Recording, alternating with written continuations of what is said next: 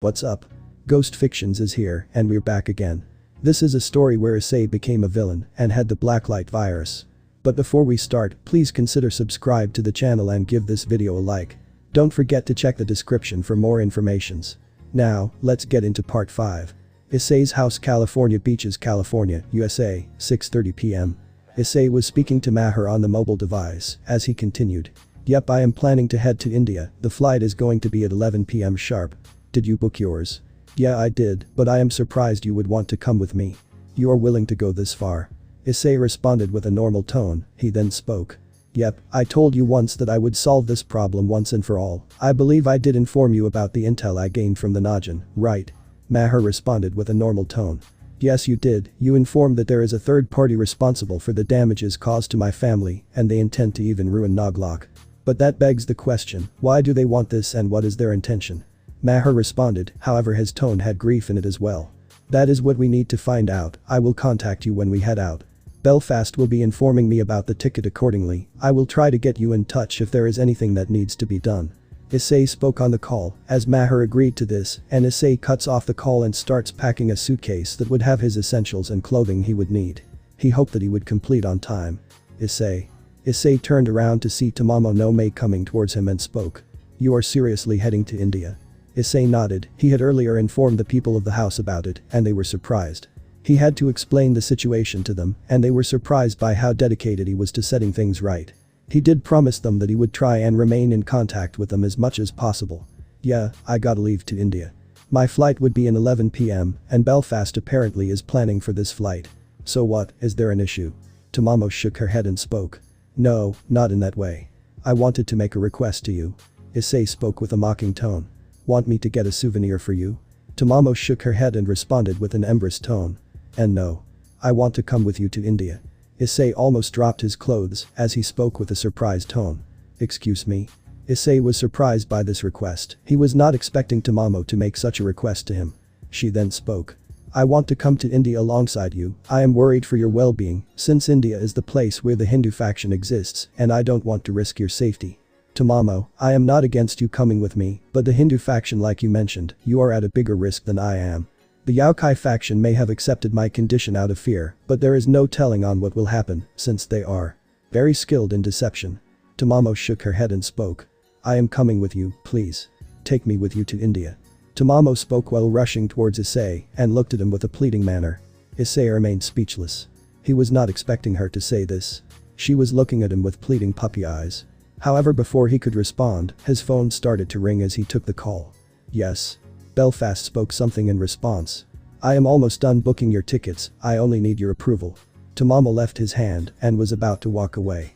He could see her ears drooping and knew that she was saddened as Issei only took a deep breath and spoke. Belfast, book 2 tickets instead of 1. There is someone else joining us alongside me and Mr. Segal. Tamamo's ears soon perked up and she looked at Issei with hope in her eyes. Belfast then spoke. It shall be done, master. Issei shuts the call and gives a wry smile to her and speaks. Pack your essentials and be ready in 2 hours, the sooner we leave, the better. Tamamo beamed at this and exclaimed in response. Yes. Scene change. Issei's house, California Beaches, California, USA, 7:30 p.m. Issei was with Grafia and the rest of the house residents. He and Tamamo were already well dressed for the flight, with Tamamo now wearing a jacket alongside her current clothing in case she gets cold. Normally Fox Yaokai don't get cold that easily, but she took it just in case. Grafia, the house is under your care and if anything happens, don't hesitate to call me, alright? Grafia nodded as she spoke. Safe flight both of you, it's a shame that me or Ingvild couldn't come, we couldn't leave Milikas alone. Issei nodded and spoke. We understand, but look after them.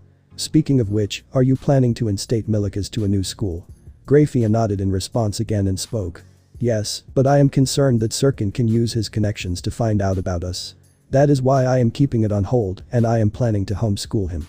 Issei understood her concerns. He knew Sirzichas would try and find a way to bring back his son in order to fix his broken reputation. He smirked knowing the pain he plans on inflicting on him to break his mental spirit. Grafia noticed this and spoke with a deadpan tone. You are thinking of torturing him, aren't you? What, no.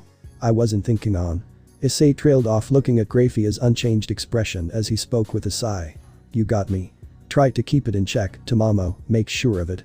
Tamamo nodded in response and spoke. You got it, Fia.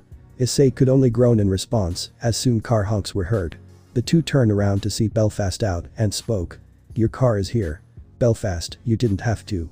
Belfast only shook her head and spoke. "As a maid, it is my job to make the master's job more convenient. Now please get seated, you will need to perform your immigration and a lot of other things, and that takes time." Issei and Tamamo nodded as he turned to Grafia and spoke. "Well, I should get going, say my goodbyes to Milikas." Issei spoke looking at Ingvild and waving her goodbye, who did the same to him. Grafia nodded in response and spoke with a smile. "I will, Issei. Take care." Issei nodded and spoke. "You too, Fia."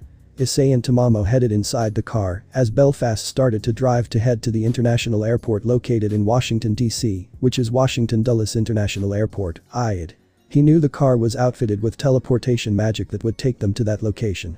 Grafia watched the duo leave in Belfast's car, which soon teleported all the way to Washington, D.C. and headed to the airport. It took a normal 30 minutes for them to reach due to magic. While in the car, Tamamo looked around excited to see a completely new city inside the car windshield. Liking the cityscape? Tamamo nodded and responded. "Yes, I wouldn't deny it. I have never seen a city with this level of culture history behind it. I would love to head to the White House and other historical buildings on my own accord one day." Issei looked at her and spoke. "Sure, I can arrange a day off my schedule for us to head there. I never thought you liked culture history so much."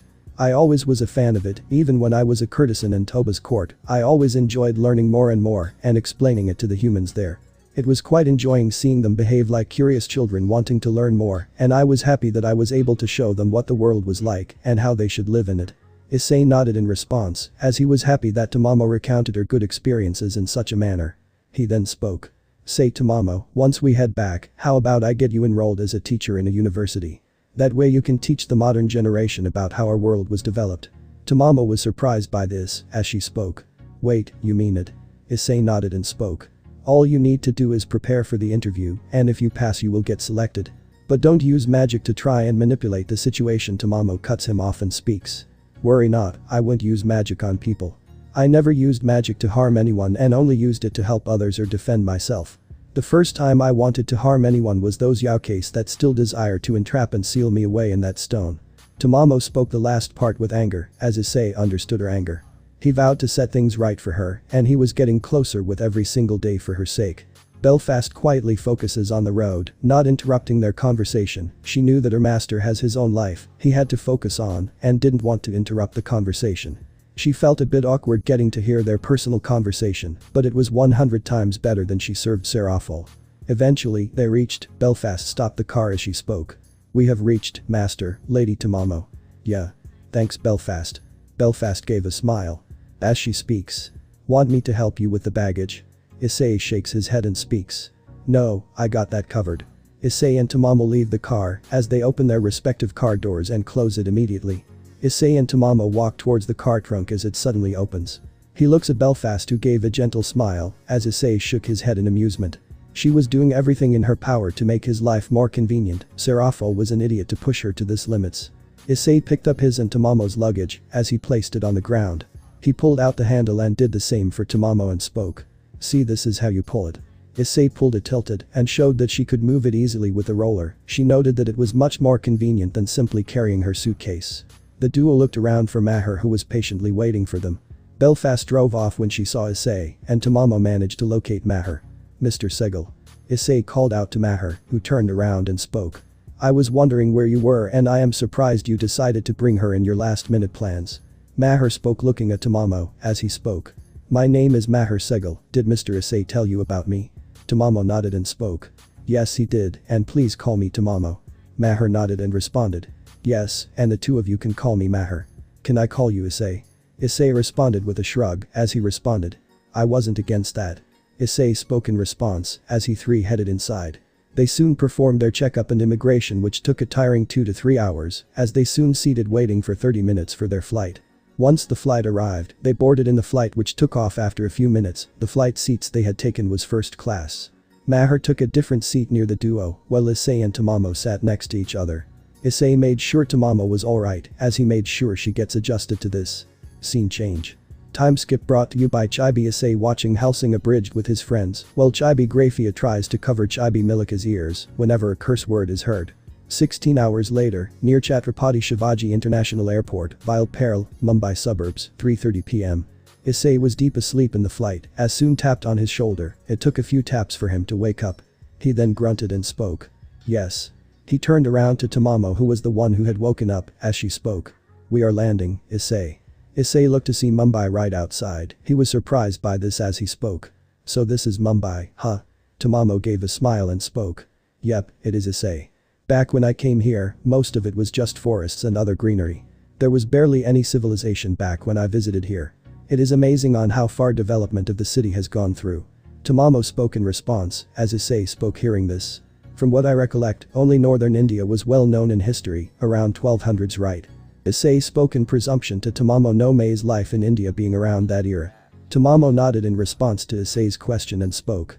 Yep, there were dynasties in the south as well, but are not as well known as the Delhi Sultanate for example.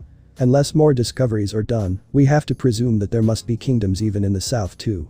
Issei understood this, as the flight announcement spoke.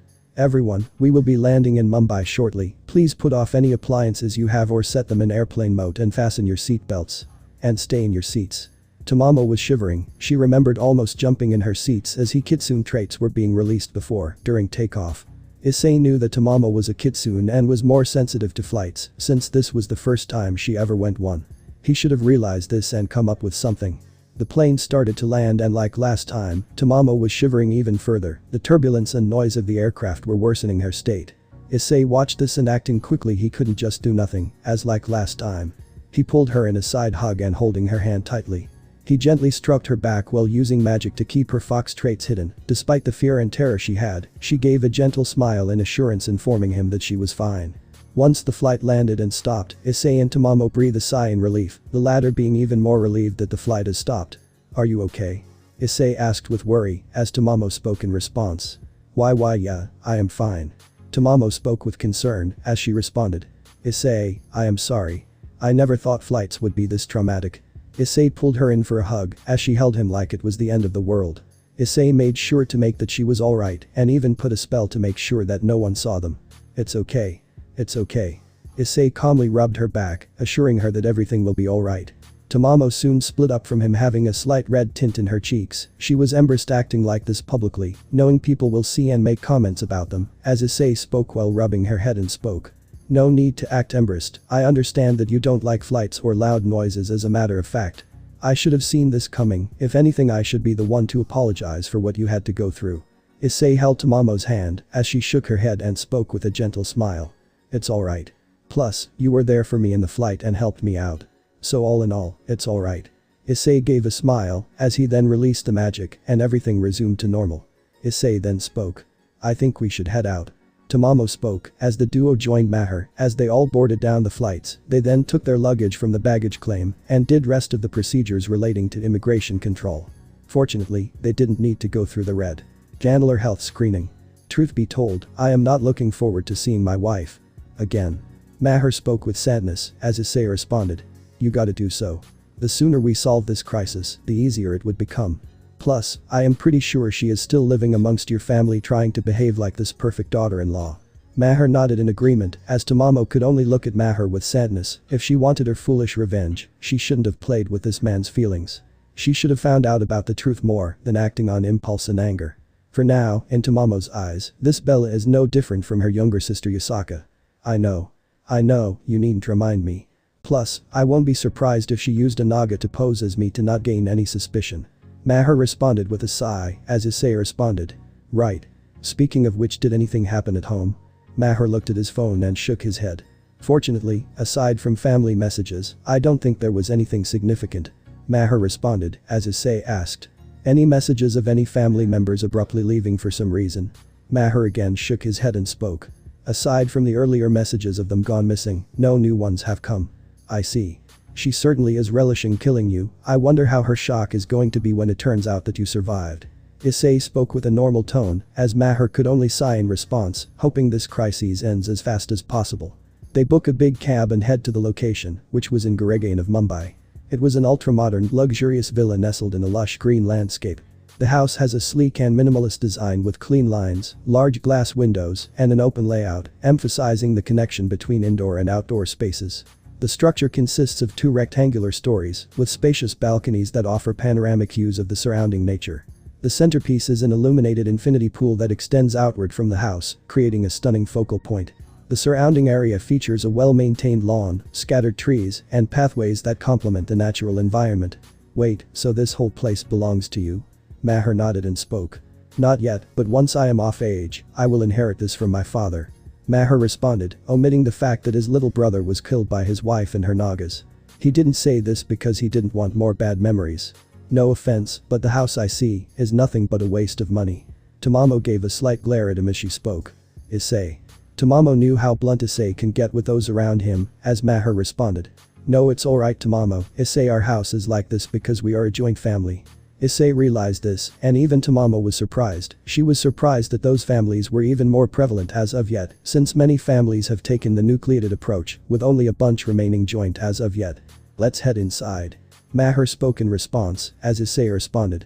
Maher, wait. Maher stopped and spoke. When you enter, pretend that you have amnesia. She must not get any idea on your murdering your entire family, else she may do anything in your power to silence you, even killing you. Maher nodded in understanding, as he knew that Bella deceived him before by luring him to a forest, so that they would have a nice forest date and enjoy the scenery, only for him to get murdered by him. How he survived after being bitten by her is beyond him. Alright, understood. Maher rang the bell, as soon a butler opened the door, with him speaking. Maher, sir, you came. Maher gave a nod as he came inside. He then spoke. Where is everyone in this house? They are all busy with work, should I call them? Before Maher could respond, 2 people came inside. These were his parents, Mr. and Mrs. Segel. Mr. Segel spoke. Maher, where have you been? I actually went to America to meet up with someone. Everyone, meet Mr. Issei and Miss Tamamo. Issei and Tamamo greeted the parents of the place, as Mrs. Segel spoke. You 2 must be tired traveling all the way to America, I think the 2 of you should rest. Bushin, prepare the room. Mrs. Segel commanded, as the servant spoke. Yes, ma'am. The servant headed inside and prepared the room, as Mr. Segel spoke. Is this your first time visit to India? Mr. Issei, Miss Tamamo? Issei nodded and spoke. Yes, sir, it is for me, but for Miss Tamamo, she has visited India before. Tamamo nodded as she spoke. Well, it's been more than 5 hun. Tamamo stopped when she realized that she was amongst humans, and responded. More than 5 years since I last visited India. I honestly don't know why I said 500. Tamamo spoke while rubbing her head in embarrassment, with Issei internally sighing in relief as she spoke. The flight was really something. Sorry if my mind is a bit fuzzy. No, we understand, flights from US can take up to 16 hours, and there would be so many processes coupled with a flight, you 2 must be tired. The room should be done in a few minutes, you should rest till then. Mr. Segel spoke with a normal tone, as Issei and Tamamo nodded. However, Issei could feel a stink eye from a distance. He also felt some level of bloodlust, and he sensed it. He turned to see a woman glaring, as she lost the glare, and her expression became neutral. She was a young woman with long flowing black hair that gracefully falls over her shoulders, framing her delicate features. Her eyes are striking, a deep shade of hazel, with flecks of gold. She wears a fitted white tank top, accentuating her figure, paired with light blue jeans that hug her form, giving her a casual yet stylish appearance. Around her neck is a black choker, adorned with a detailed golden pendant, adding a touch of elegance and mystique to her otherwise laid-back outfit. She seemed to be wearing bangles in both of her arms. Maher noticed this and spoke. Her. This is the one I talked to you about, meet my wife Mrs. Bella Segel. The now identified Bella had a smile. Issei sensed her aura to be the same as Vishela, implying she was the aforementioned Negrani. She was also a Najin like Vishela. Oh, it's nice to meet you, Miss Bella. Issei put his hand forward as at the same time, Bella clasped her hands together and greeted. Namaste. Issei was confused before responding. Oh sorry, this is the first time visiting India, so I have no clue about its customs properly. Let's try that again. Bella nodded, as she didn't see Issei to be that much of an issue, he was just a friend of Maher. However, what concerned her even more was that her so-called husband was alive and well. She made sure he was bitten by her and infected by her venom. Then why was she alive? Okay, 3, 2, 1. Issei spoke in response while clasping his hands. Namaste. Namaste. Bella followed suit, repeating her earlier action, as Issei spoke. I think I should be getting some rest, jet lag can be such a nuisance to my mental state. Maher responded in kind. The room should be ready, come I will lead you to it. Maher spoke in response, as he led them to the room. It was a decent guest bedroom, as Bushin came outside, with him speaking. It's done. I should probably lead you around the room and show you what all appliances is there and what lights connects where. Yay, thanks. Maher gave a smile and assisted the duo in entering the room. Bella watched with a smile as a scowl grew on her face. How is he still alive? He should have been dead by now. Bella returned back to the room that was belonging to her and her husband. She had to maintain the charade that her husband had gone to America and used one of her Nagas to assist her in that, like the others. But she was not expecting him to be really going to America. I made sure to bite him in the neck, even if he did move out of the forest. The nearest clinic for treatment is at least 45 minutes away. He shouldn't have survived my venom. How did he survive?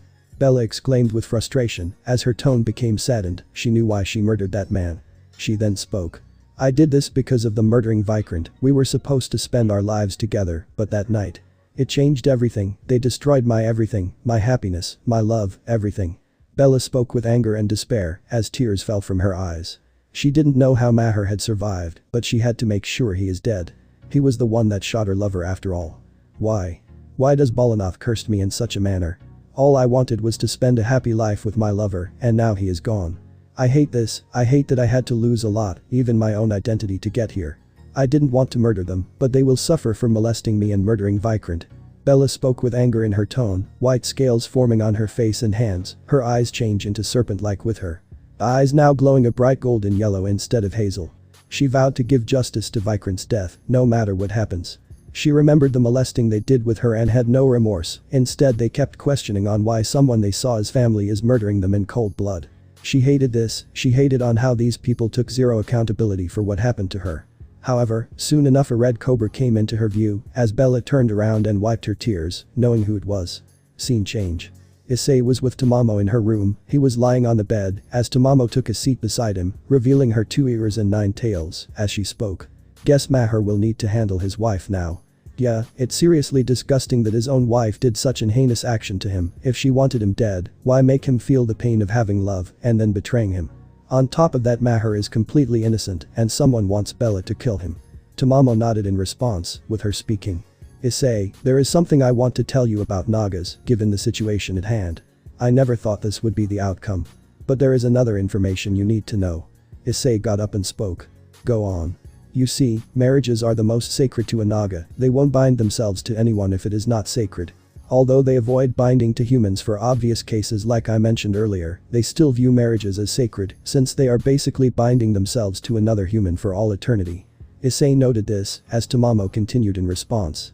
When I spoke to that Naga all those years ago, he informed me that there have been cases where a Naga has married a human and relationships like these go pretty good, as modern day humans would say it. Tamamo explained to Issei as he spoke. I see. So this means, when the Negrani married to him, she bound herself to him. Tamamo responded with a cold tone. I think so too, but in reality, she just used a sacred union as a twisted ploy to get her revenge. I would say that she is a disgrace to her kind, but she has a very good reason. You told me that she was molested and her lover was killed, apparently by this family, right? I am pretty sure she would hate being in this marriage. Tamamo spoke in response, as Issei gave a nod and spoke. Yes, but it would be best if we dig more information and jump to any conclusion like you said. Tamamo gave a smile to this, as she knew that Issei took her suggestion. She then spoke. I think we should probably rest for the day. I could really use a good night's sleep. She was going to suggest the lap sessions that they have almost on a daily basis. But soon her tails and ears picked up something. Something the matter? Issei asked, noticing this, as she spoke. My senses are picking up another Naga in the place. Issei understood this, as he unleashed the pet crow that he had used when he spied on the factions. This was going to be useful to him. Additionally, he had outfitted with infiltration magic, allowing the crow and by extension Issei and his allies to even see past physical and magical barriers. So you plan on watching them? Issei nodded and spoke.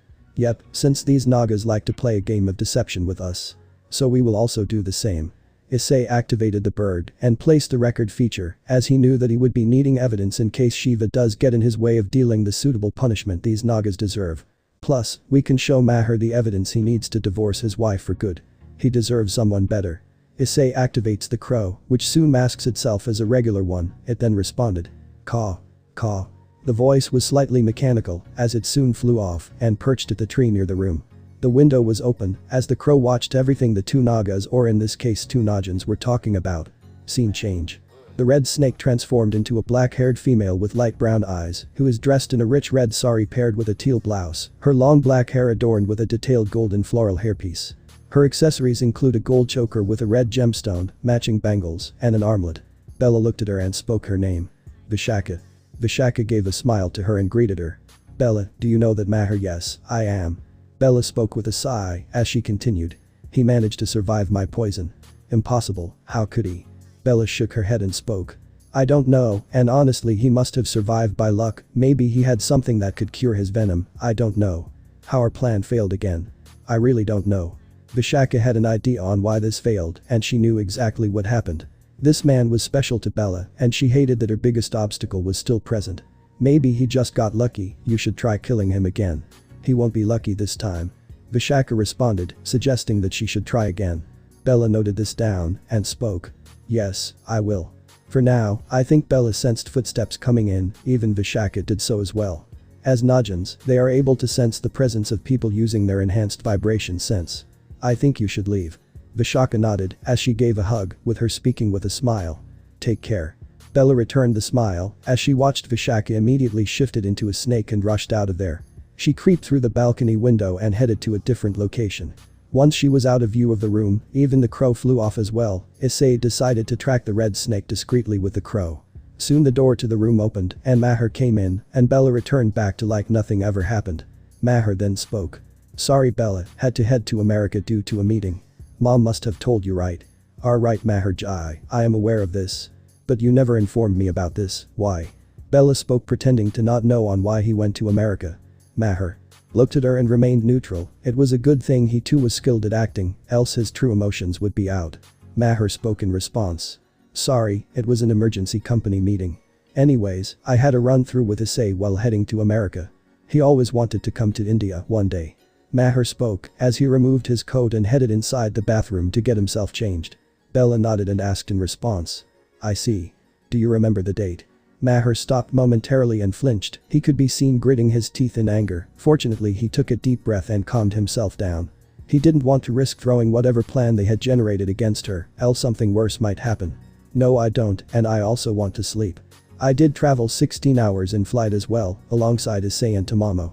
Whatever you want to discuss, we can do so tomorrow. Maher went inside, as Bella responded. Maher Jai. Maher Jai, wait. However Maher didn't listen, as he went inside and decided to change. He had small tears falling from his eyes, he hated that this woman that he loved with all his heart decided to stab him in the back. He hated that all the time they spent was just a charade for her revenge against a lover he never even knew about. He wondered if this woman even had an ounce of love or emotion for him, or was everything for her real or not. Bella, on the other hand, didn't share the same emotions as he does. She was angry, she wanted to ask what Issei and Tamamo were here. She was annoyed by how things have not gone her way, Maher that was supposed to be dead by now, and he is alive and well. She was tired of pretending of being his wife and hated doing this since she was ruining the memory of Vikrant. However, her emotions were conflicted, she didn't know why, but she was starting to have doubts, and this happened since 2 months into their marriage, and has been increasing ever since. Especially when Maher showed no signs of even touching her inappropriately, killing someone was a far cry. Her heart was telling her that Maher was innocent, but her eyes, they told a very different story. She was torn between two sides, whether she should choose Vikrant or Maher. She just didn't know what to do. Additionally, she heard Issei and Tamamo's name somewhere, especially the latter's name. Tamamo's name was more ingrained into her mind, but Issei's, that was heard recently. She didn't know where. Scene change. Issei had watched the recording, he was continuing to watch where the red snake named Vishaka. Tamamo looked at Issei and spoke.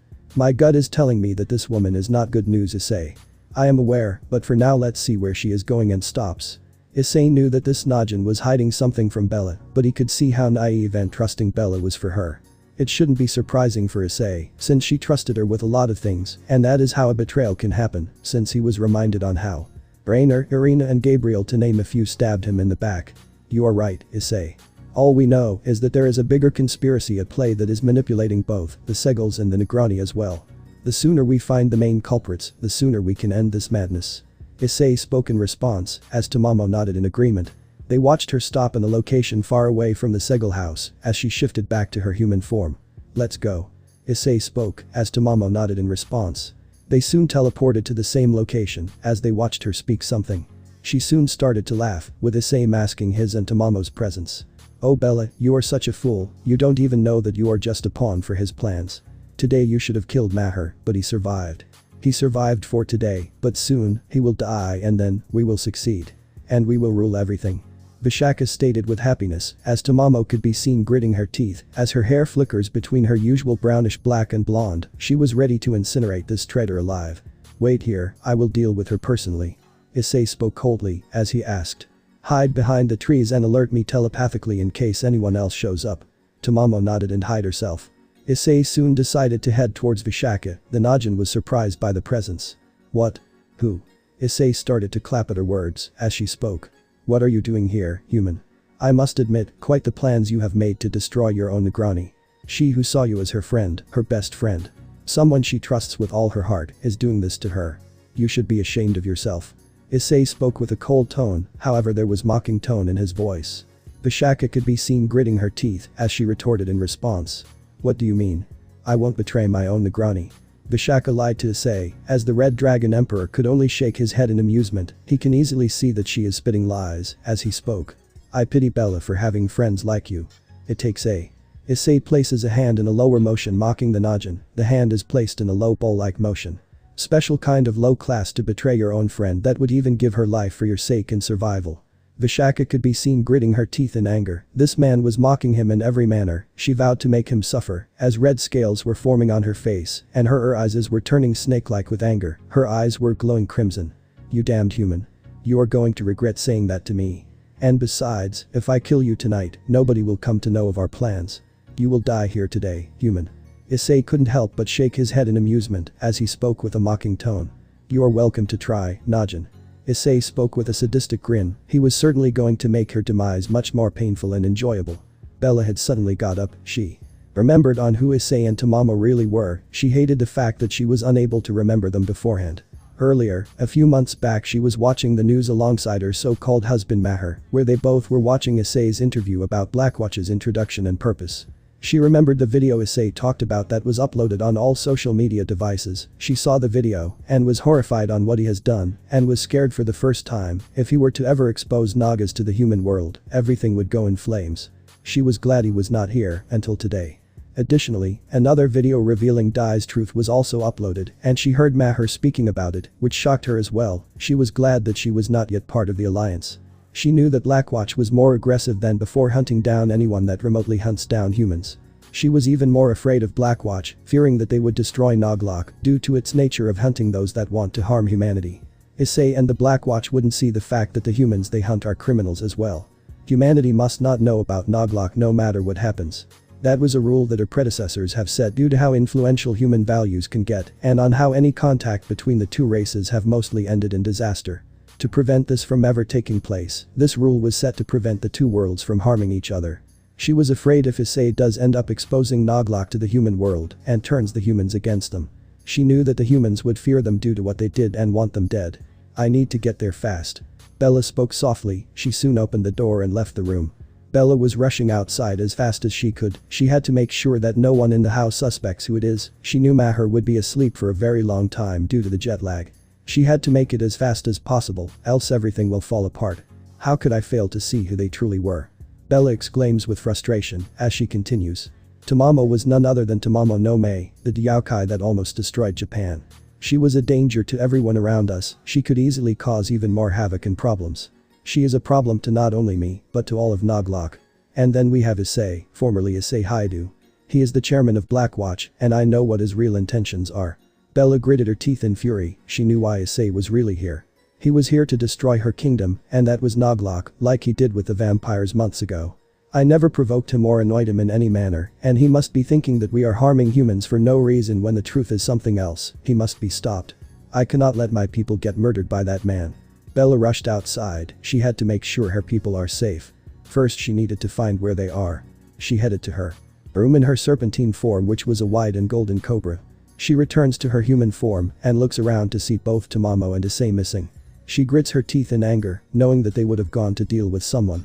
She had to locate them as soon as possible, else it would end everything. That bastard. Bella spoke with anger as she shapeshifted back to her albino serpent form and headed out, locating wherever the two could be. She had to find them as soon as possible, else this would end her Noglock completely, and she was not going to let that happen. RE Forests, RageRevan, Mumbai, 10:30 p.m. Issei looked at Vishaka apathetically as she gritted her teeth in frustration. She then demanded. You, a mere human, will challenge me. One bite is all I need to kill you. Oh. Ho. Ho. Issei cackled in response as he continued. You, a mere ground-dwelling animal, will challenge me. Issei responded with a mocking tone as Vishaka gritted her teeth in anger as her tail transformed into half-snake-like tail which she tries to bind him. But Issei dodges every time. He was interested in her fighting style, since Vishaka was interested in eliminating him rather than outright killing him. She then bounded him as she spoke with a dark smirk. You have activated my trap card, now die. She slams Issei to the ground as he responded mockingly. Oh boy. Vishaka slams him to the ground as she generates some fire magic to burn Issei alive. Tamamo watches with concern as she knows Issei can't survive this. If the man can survive clash against gods, a clash against a Najin wouldn't cause any problems. She soon decides to release her tongue in a mocking manner as she tries to strike him with her tongue, and she succeeds. She smiles, knowing that no one would get to know of her truth. Hey Warashaka. She turns around to see Issei on a tree as he mocks her. You missed. Vishaka angrily strikes her tail onto different parts as Issei kept exclaiming. Whoop. Whoop. Whoop. Whoop. Whoop. Whoop. Whoop. Whoop. Whoop. Whoop. Whoop. Why you? Vishaka was even more angrier as she tried to poison him. He then brought out his boosted gear, shocking her as he grabbed her tongue, shocking her. He then spoke. That's quite the cheeky tongue you got there, Warashaka. Issei then pulled her towards him and slammed her to the ground. He soon changed his hands to his biomass and expanded it as he punched her multiple times on the floor. She took severe damage. She looked to see Issei unleashing another slam, causing her to look in terror. She closed her eyes and immediately shifted into her cobra form and burrowed underground. She tried to flee as far as she could. However, Issei only grinned. He generated a total of 20 tentacles from his hands and burrowed it underground, finding where she had escaped, as when he sensed he had found a struggling being, which was long enough. He yanked her out of the ground. He forcefully pulled Vishaka out of the ground, who had reverted back to her human form. She was groaning in pain and her face bruised from the brutal punches, with it being swollen and 2 of her teeth being broken. She was angrily glaring at Issei, who was smirking evilly. He was certainly going to torment her before he kills her for good. Scene change. RageRevan, Mumbai, 11 p.m. Bella had finally reached RageRevan. She had sensed the usage of the boosted gear and knew that this was Issei, since she had heard that Issei was the Red Dragon Emperor Sekiryuite. She then spoke. I won't let you harm my people, Issei. Bella declared as she started to rush inside the forest, trying to head towards the energy signature where the Red Dragon Emperor was. She started to get closer to the signature with every second. She had to reach to him and stop him before it was too late. Tamamo managed to sense Bella approaching her as she knew what she had to do. She had informed Issei via telepathy. Bella is heading your way, Issei. Leave her to me. Finish your fight with that red-haired betraying cunt. Issei nodded in response and spoke. Alright, I will make it quick then. Issei responded as he decided to end Vishaka before she could cause any problems. Tamamo transformed into a cute yellow 9-tailed fox and unleashed a small breath-like mist that would keep Bella distracted for a short while.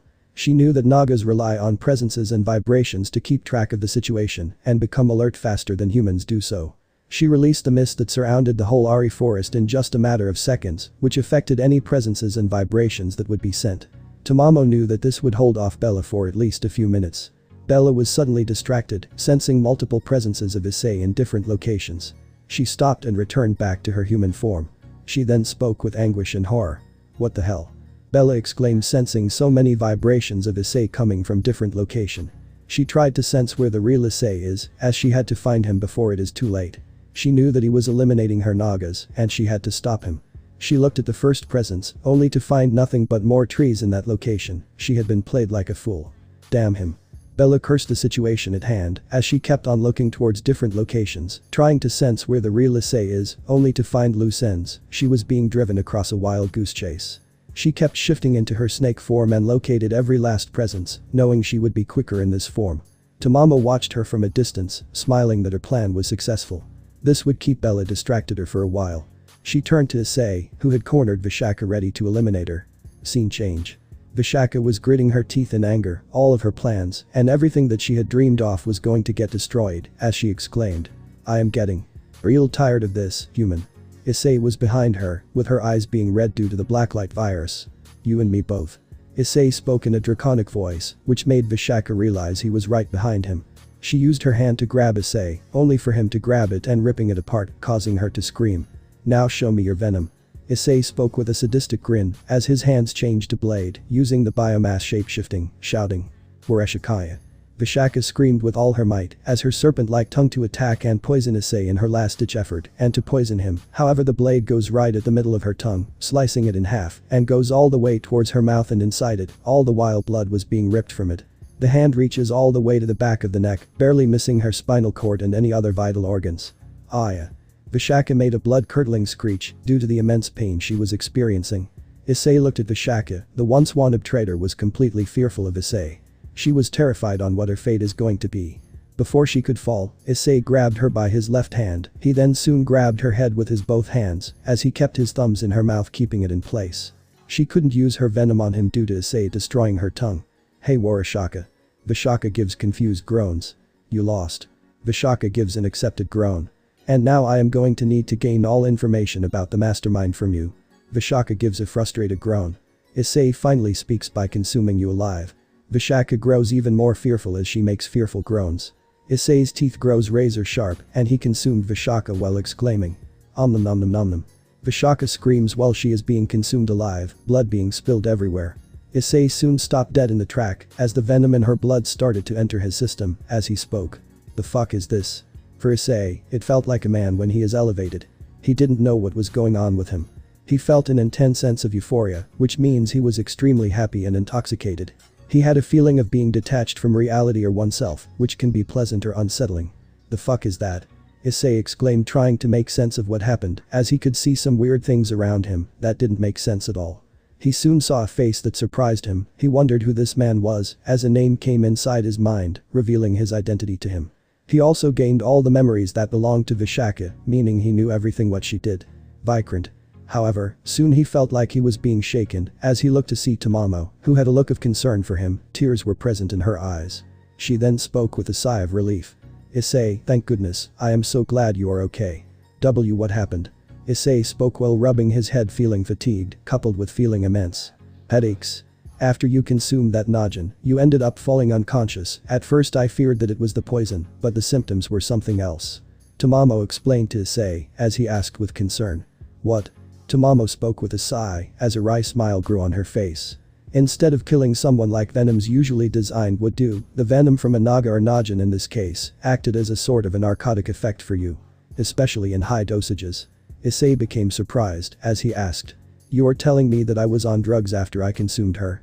Correct, since Nagas and Najins have venom in their entire bloodstream. The amount of venom you consumed caused you to pass out and behave as if a junkie would when he puffs a lot of cocaine or marijuana." Tamamo explained with a smile, as Issei could only shudder at this. The last thing he wanted to be was become a drug addict. Her ears soon perked up, something heading towards them as she spoke. "Issei, it's best if we leave. We should head back before anyone gets an idea on where we were. Plus Bella is heading here." Tamamo heard the sounds of rustling, making her understand that Bella was nearby as Issei nodded in understanding. The duo soon teleported out of there. After 10 minutes, Bella soon made it and was horrified to come too late, with only blood and a hand remaining. She then spoke with horror and fear. "Please tell me this is a damn joke." Bella walked slowly, as if the whole world was being shattered. She recognized the hand belonging to Vishaka from her jewelry. As if losing her mother was not enough, she earlier lost Vikrant, and now even Vishaka was dead as well. Tears fell from her eyes. Issei managed to kill Vishaka before she could get to her and save her. All that remains is herself, since all her loved ones were killed by humans in a way. Her mother, the former Negrani, was grievously wounded by humans, and when she drank something and soon she had succumbed to her wounds. Then Vikrant, who was shot near the chest and fell to his death around more than 8 months ago, where she ended up marrying Maher, something she detested doing. And now, finally Vishaka, who was killed by Issei of Blackwatch. All of her friends and loved ones were slaughtered. She cried even more, knowing she had lost even more. She cursed her situation for being the situation, as soon anguish came to her face. She gritted her teeth in anger and declared, "Red Dragon Emperor, Issei. I swear to Balanov. I will destroy you completely, no matter what it takes." Bella vowed to avenge her best friend, no matter what happens. She took the remains of her friend and decided to perform the final rites of her best friend. However, little does she know, her best friend is not the person she is. Scene change. Segel House, Garegayan, 1:30 am. Issei was with Tamamo no Mei, as the latter was putting up a bounding field to prevent any Najins from entering in this room. She knew that Bella couldn't come in their room, even if she wanted to, since the bounding field was made from elements that restrict and or harm Nagas. They couldn't even hear any noise. The bounding field is done, should we call Maher before we can begin the meeting? Issei shook his head and spoke. No, we should inform him in the morning. If anything, we should do the meeting the next day. I also need some rest. Tamamo understood this, as she knows she could easily keep the bounding field even at night. She and Issei took one side of the same bed, since they have been sleeping together ever since Milica's moved in. She then asked. Issei, I was thinking, should we continue with our sessions? Issei looked at her and responded. Wait, you aren't tired? Tamamo shook her head and spoke. Compared to you, I am less tired, plus I need to get the narcotic effect off from your head. Come lie on my lap. Issei sighed, knowing Tamamo doesn't take no for an answer, as she motioned to sleep on his lap. Issei then lied on the lap, as Tamamo started massaging his head. She then spoke. How does it feel? Issei groaned in relief, as he spoke. It feels good. Can I ask you something, Tamamo? Tamamo spoke with a smile. What is it? Aren't you uncomfortable with this, in any manner? Like, don't you feel discomfort with me holding your tails and sometimes pulling it in your sleep? Even lying on the lap doesn't give you any discomfort or difficulty. Tamamo remained silent. She knew that Issei could sense that she does feel sensations whenever someone touches her tails, sometimes discomfort, and even causes her to blush in some cases, which was her feeling pleasure. She kept it in, fortunately. I will be honest. Tamamo spoke with a blush on her face, as she continued. You touching my tails makes me more sensitive, it ushers in pleasure in my body, and even causes me discomfort. Issei wanted to retort and get up, but Tamamo made him lie on her lap and spoke. But I am willing to keep it in for your sake. You have done so much for me that, as much as I hate to say it, not even Toba did for me. You were there for me, gave me a reason for me to live and live a happy life. You gave me a family that loves me and makes me give a reason to live for, and if it wasn't for you, I would still be trapped in that accursed stone, forever living in despair due to what they did to Toba. You may see yourself as a monster, but I don't. You have a good heart and good intentions. You desire justice and defending those that can't do so. That is why many fall for you, cause those that know who you really are. The factions, they don't and they never will due to their arrogance and nature. Tamamo spoke with a gentle smile, as Issei couldn't help but almost tear up. He soon gives a gentle smile and speaks. I see. So that is what you really think of me. Tamamo gave a gentle smile, as she spoke. Now go off to sleep. Issei responded with a curtly tone. Yes, ma'am. Do you want my tails to hold in order to sleep? Tamamo wagged two of her 9 tails in front of him, as Issei was tempted to hold them, as Tamamo sensed the temptation and wiggled them even further, having a sly smirk, akin to a fox. Come on, don't be shy, I know you want it. Issei could only grumble in defeat. Drake was asleep this whole time, being the lazy dragon he is. He soon grabbed it quicker and slightly aggressive, causing Tamamo to stifle a moan. She had a red tint on her face. He soon held it like a pillow, wrapping his arms around her tails. Issei soon had a cute sleeping expression, as Tamamo watched this with a smile. It didn't feel like this man was the same person that would be cold and calculating enough to destroy entire factions. Scene change. Time skip brought to you by Chibi. Issei dropping a pipe bomb in the Nagmahal's mail. The next day, Segel House Garegayan, 9:30 am. Issei was sleeping on the pillow. As he looked to see Tamamo sleeping right next to him, he smiled, seeing on how innocent she looked. The framed infamous Dayukai credited with the destruction of a dynasty, courtesy of a prideful fox like her sister and her stupid council. She was a gentle, kind-hearted yokai that is willing to listen, reason and wanting to only help others. Worry not, Tamamo. I promise you that you won't lose your smile, no matter what happens.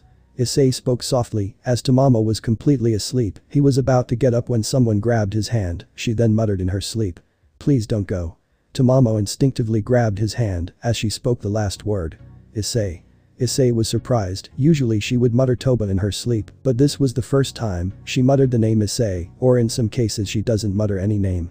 In case she does mutter the name Toba, Issei keeps her hand gently down and replaces it with a pillow. But this time, he didn't know what to do. He stays by her side and speaks. Worry not, I am not going anywhere.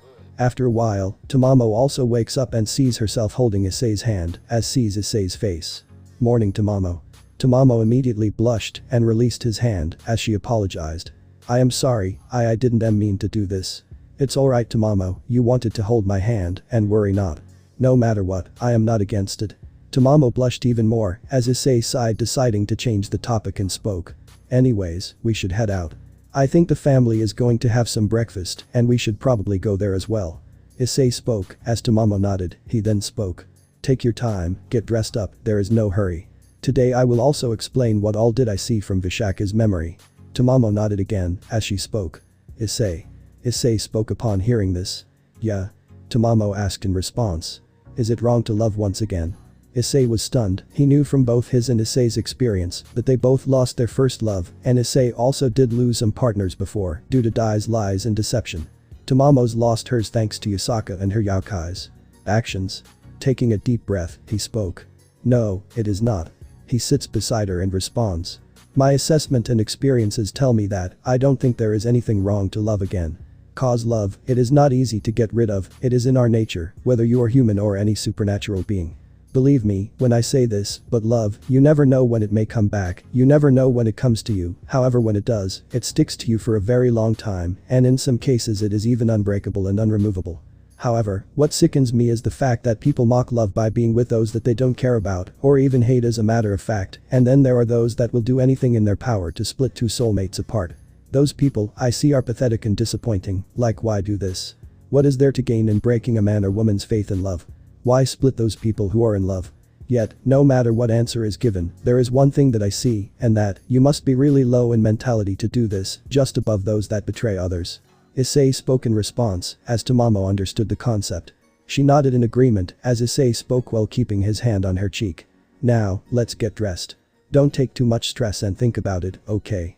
Tamamo nodded and gave a smile, as Issei returned a warm smile. Scene change. Bella had returned back from performing the final rites for Vishaka, which wasn't much since only her hand remained from Issei's attack, which even stunned Nagla completely. She looked at Maher's sleeping posture and gritted her teeth in anger.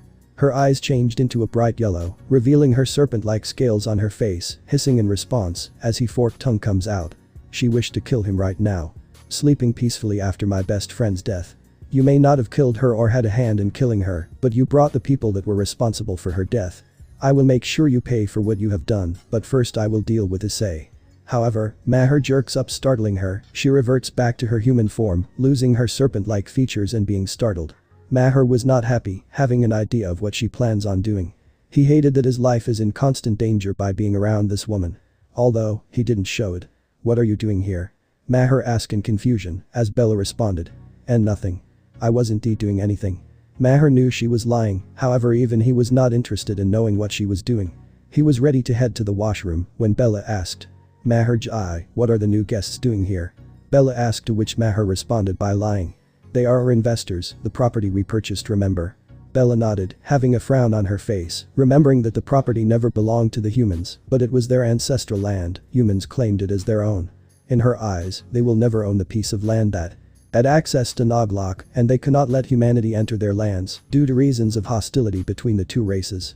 Apparently, they promised to make sure that the hotel project work gets complete. You know that fraud Vishkana that tried to enter this house, who stopped the project, it will once again continue. Bella was starting to get angry, she hated someone insulting her best friend who had just perished, and to top it all off, she is aware that they want to destroy the temple and mansion there. Little does she know, Maher plans on relocating the temple and repairing the mansion, since it was a cultural heritage. Additionally, Bella also knows that a part of it was a lie, she knows that Blackwatch wants to purge the Nagas living there, and she was not going to let that happen, no matter what happens. Now if you'll excuse me, I need to head to the bathroom, I need to get dressed for today. You can get dressed as well. Bella nodded in response, as Maher headed inside. She couldn't help but grit her teeth in fury, hating what has happened. Now she was all alone, in a land that was filled with her enemies. Additionally, even Maher was being distant from her for no reason, she hated this, she hated all of this. She wanted to know why this is happening to her.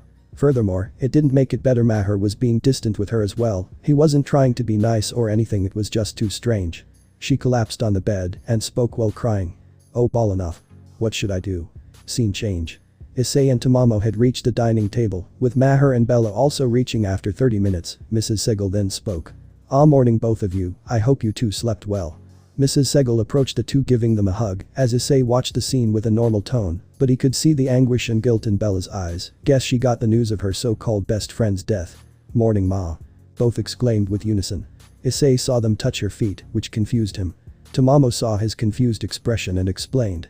In Indian tradition, it is customary to touch an elder's feet and take their blessing. This custom has been present for a very long time. Tamamo explained to Issei as he nodded in understanding, amazed by the traditions many Indians had. The couple soon sat on the dining table as Mrs. Segal asked. From what I can tell, neither of you had any Indian food, right? Yes ma'am, neither of us had Indian food, not here at least. I had it once, in a restaurant in US, the thing was completely bland. One of the family members named Kuhu, who is Maher's sister, speaks.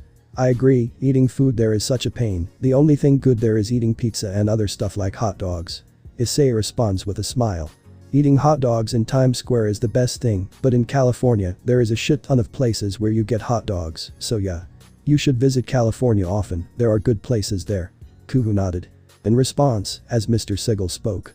Then you should have Indian food made by an Indian, and foreign they usually omit some spices, here we don't. Sumitra, why don't you bring some for Mr. Issei and Miss Tamamo? Sure Andy, I would. The now identified Sumitra Segal spoke with a smile. Sumitra leaves the room as Bella saw this as an opportunity to get rid of Issei. Issei saw her face curl into a smirk and narrowed his gaze. He gave a glance to Maher, who nodded knowing what he had to do.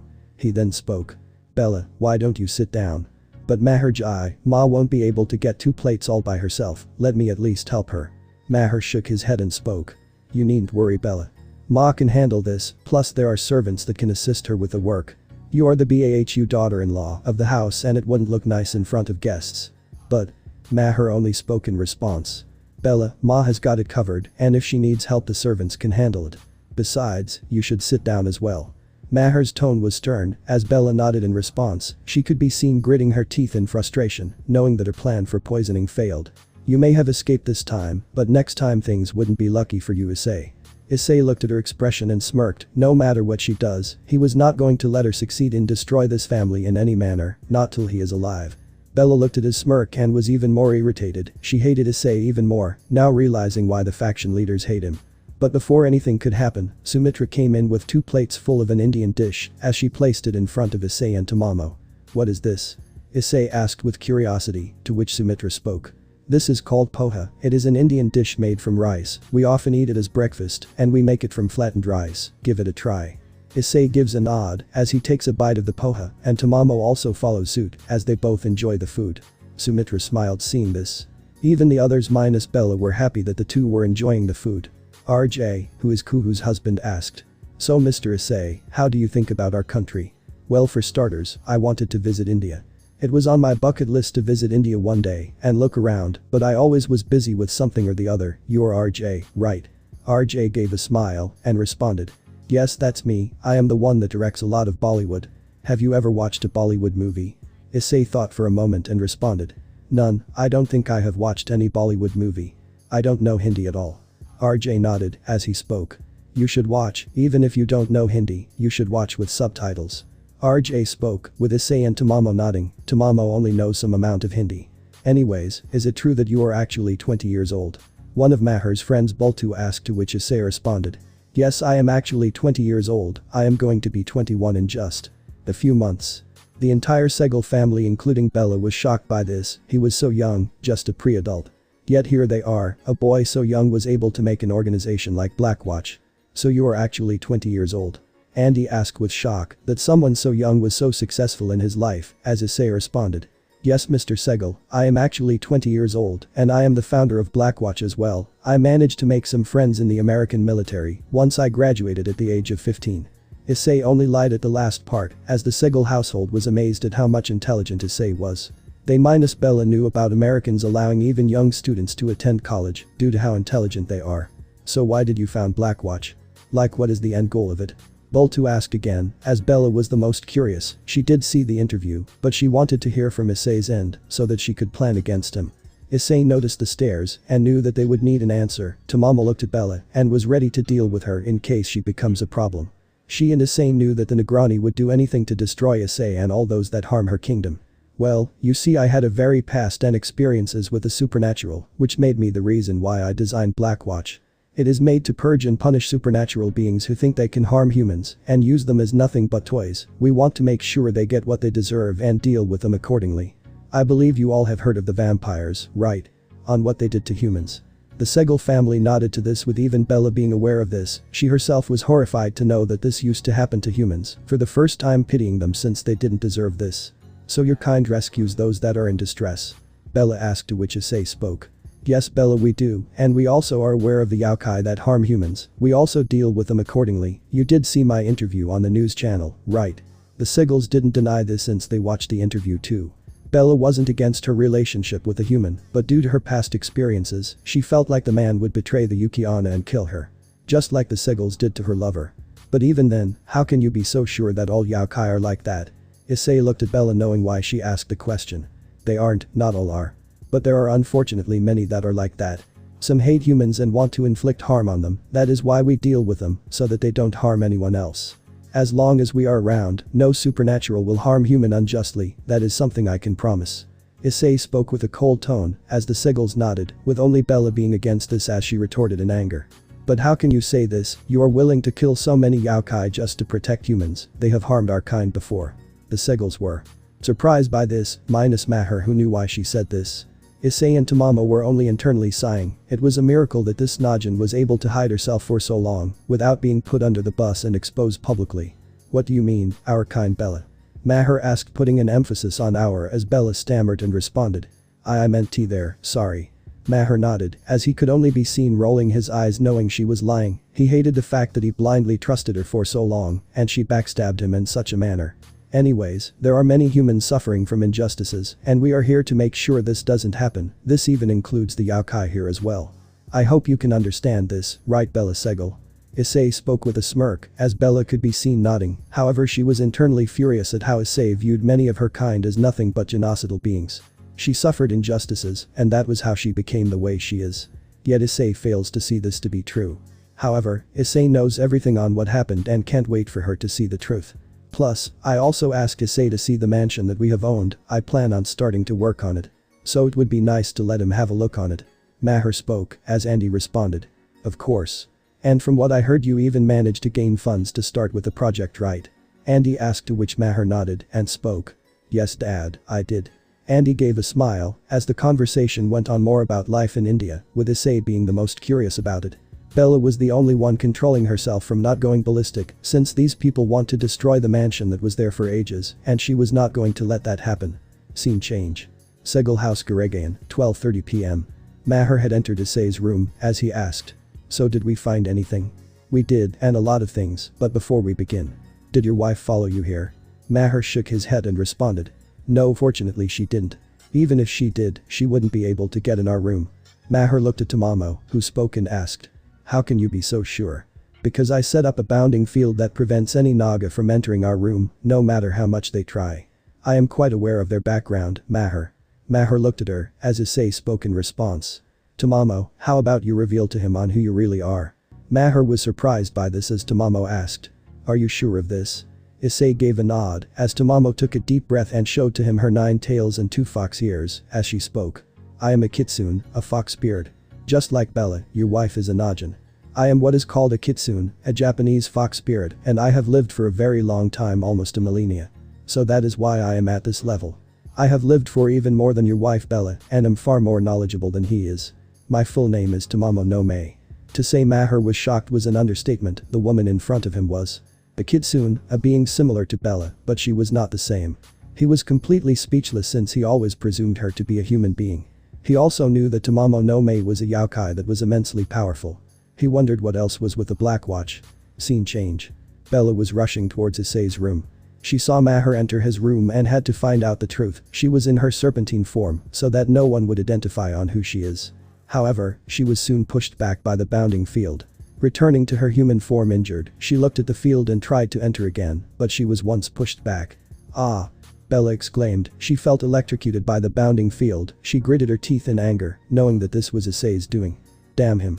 Bella tried to enter in, but she was constantly pushed back at every step. She tried to use any magic she could to enter in, only for it to either get destroyed or consumed completely or even deflected back to her. TCH. Bella gritted her teeth in fury, knowing that Issei and Tamamo managed to plan this as well against her. She then responded. I will find a way to come in and find your weakness so that I can destroy the both of you. Bella declared angrily as she shapeshifted into a serpent and headed back to a different location so that she could find a way to enter inside. Scene change. Maher was surprised by everything he was told about Tamamo no Mei. She wasn't the yokai the world thinks her to be. He frowned on how her kind went so far as to split them up and destroy her entire life so that she couldn't live a happy life with her lover. I am sorry for your loss, Tamamo. Tamamo shook her head and spoke. No, it's alright. If it wasn't for Issei, I wouldn't even be the same. Still, it's so frustrating on how all these supernatural beings view us. I hate on how we are seen as a low-class beings, only to be used as their playthings. I don't like this at all. Maher spoke with distress, as Issei could understand his distress. He related this to John, remembering on the torment he had to go though, thanks to Yasaka and her Yokai Council. That is why we fight against them, to make sure that no more humans can be toyed. Now you understand why our organization fights against them. We make sure that no injustice happens to the supernatural. Tamamo kept her tails and ears back in, as Issei spoke.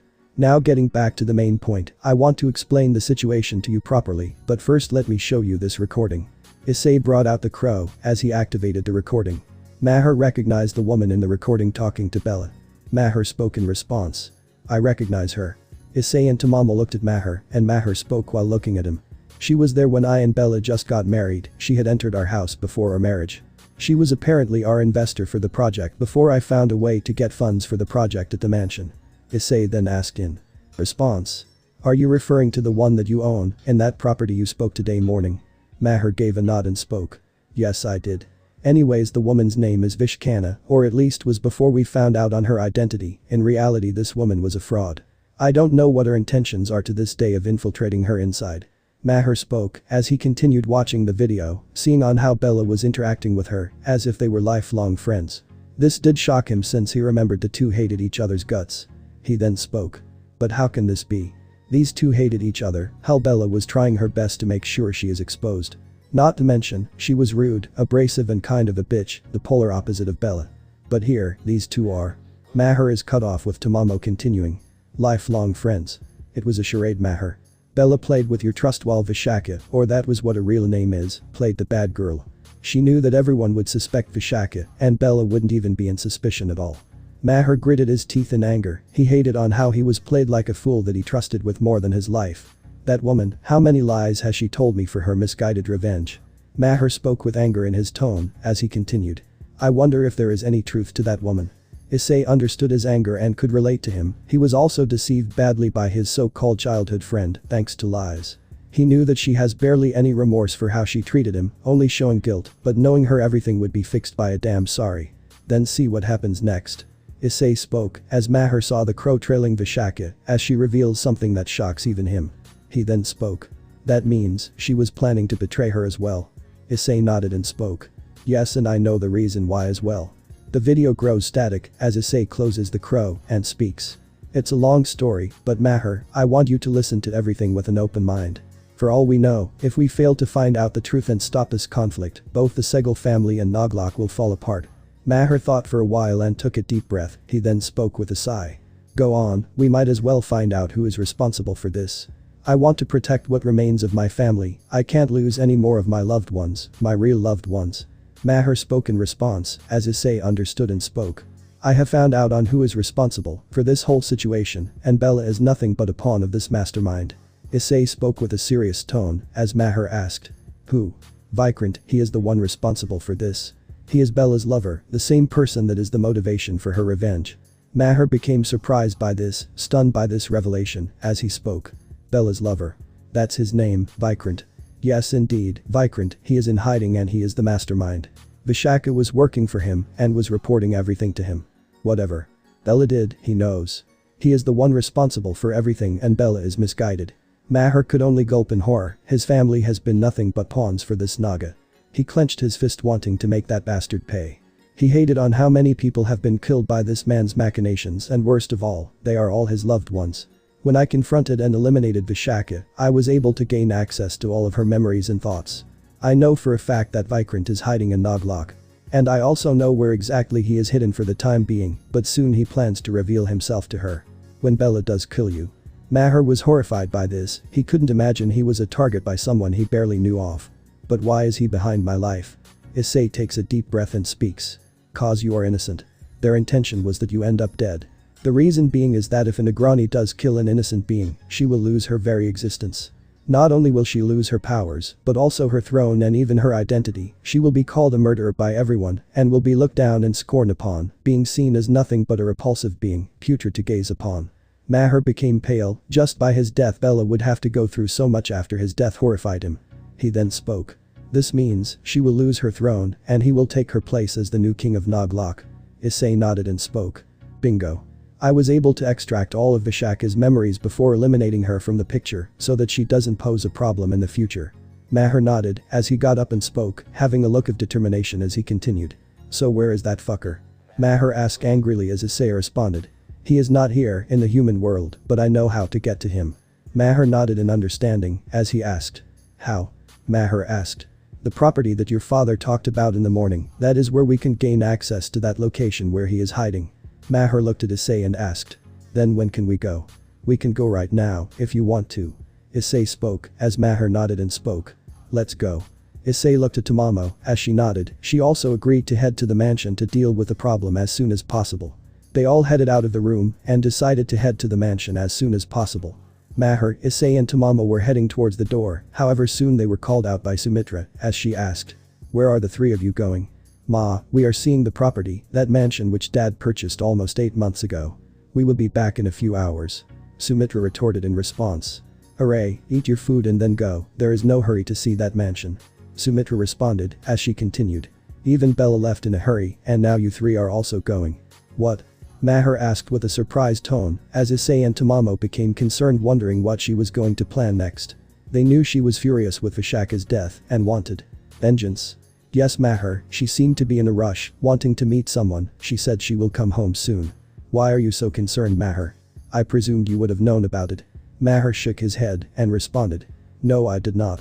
She told me nothing about this, but it's alright Ma. I will speak to her.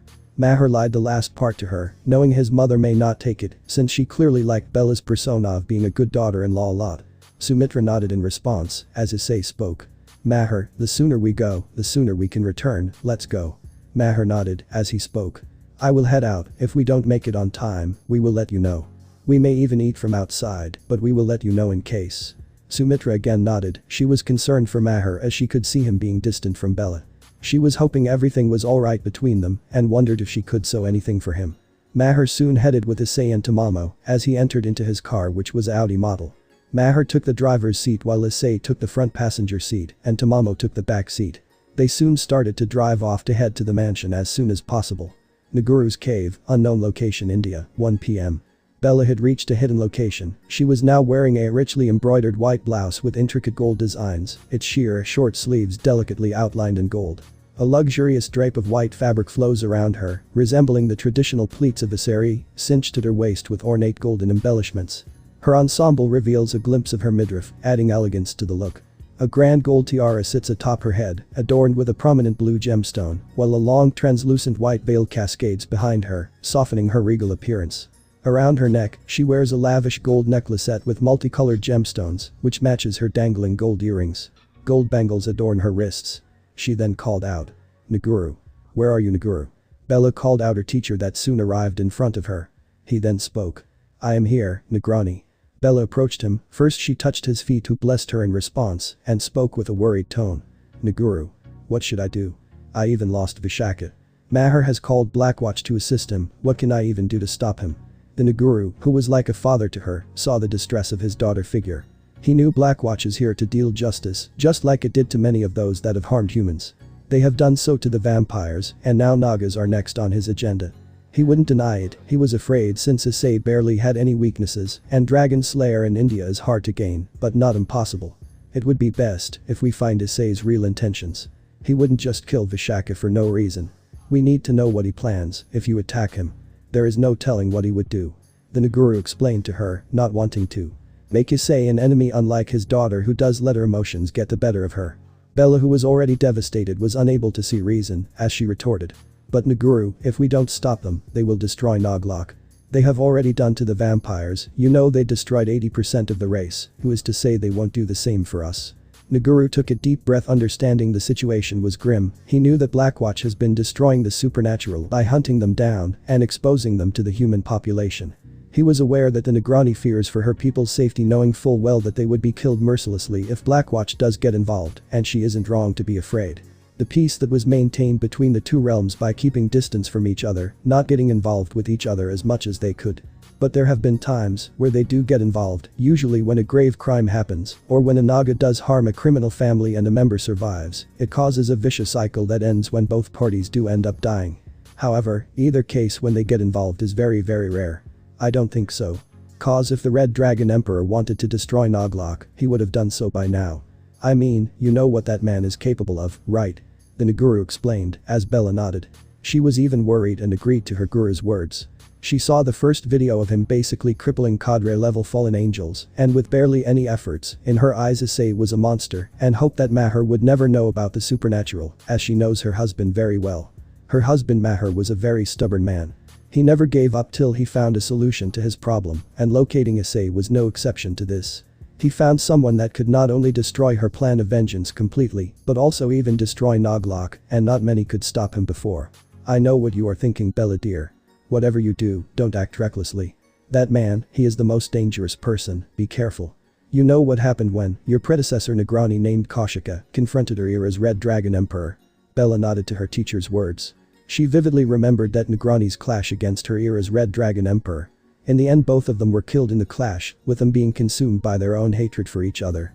It was revealed that in her revenge against the Red Dragon Emperor's family, who was responsible for the death of her own family, the young man managed to survive and went on a crusade against Naglok, killing any Naga that got in his way. When they confronted each other, it ended in their tragic deaths, showing on how recklessness and several mistakes can kill each other.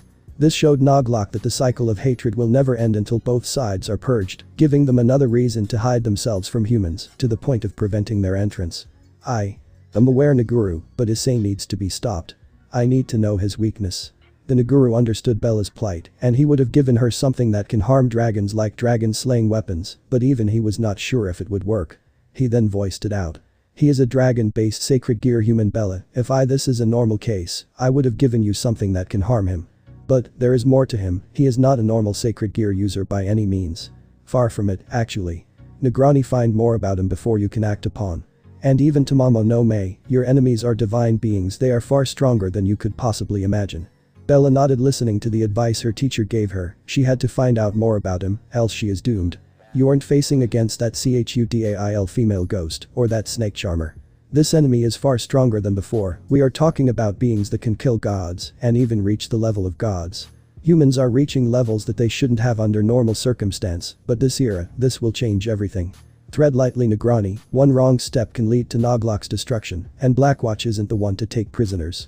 Bella nodded with understanding, as she asked for help on how she can deal with this problem before it gets out of hand. She hated the fact that Issei was so strong and there was barely anything to do against him. However, she doesn't even have any clue on what this man is really capable of. Scene change. Roadside, Mumbai, 1:15 p.m. So Issei, what is the plan? Maher asked, focusing on the road ahead, as he responded. Our plan is simple. I know the location of Vikrant.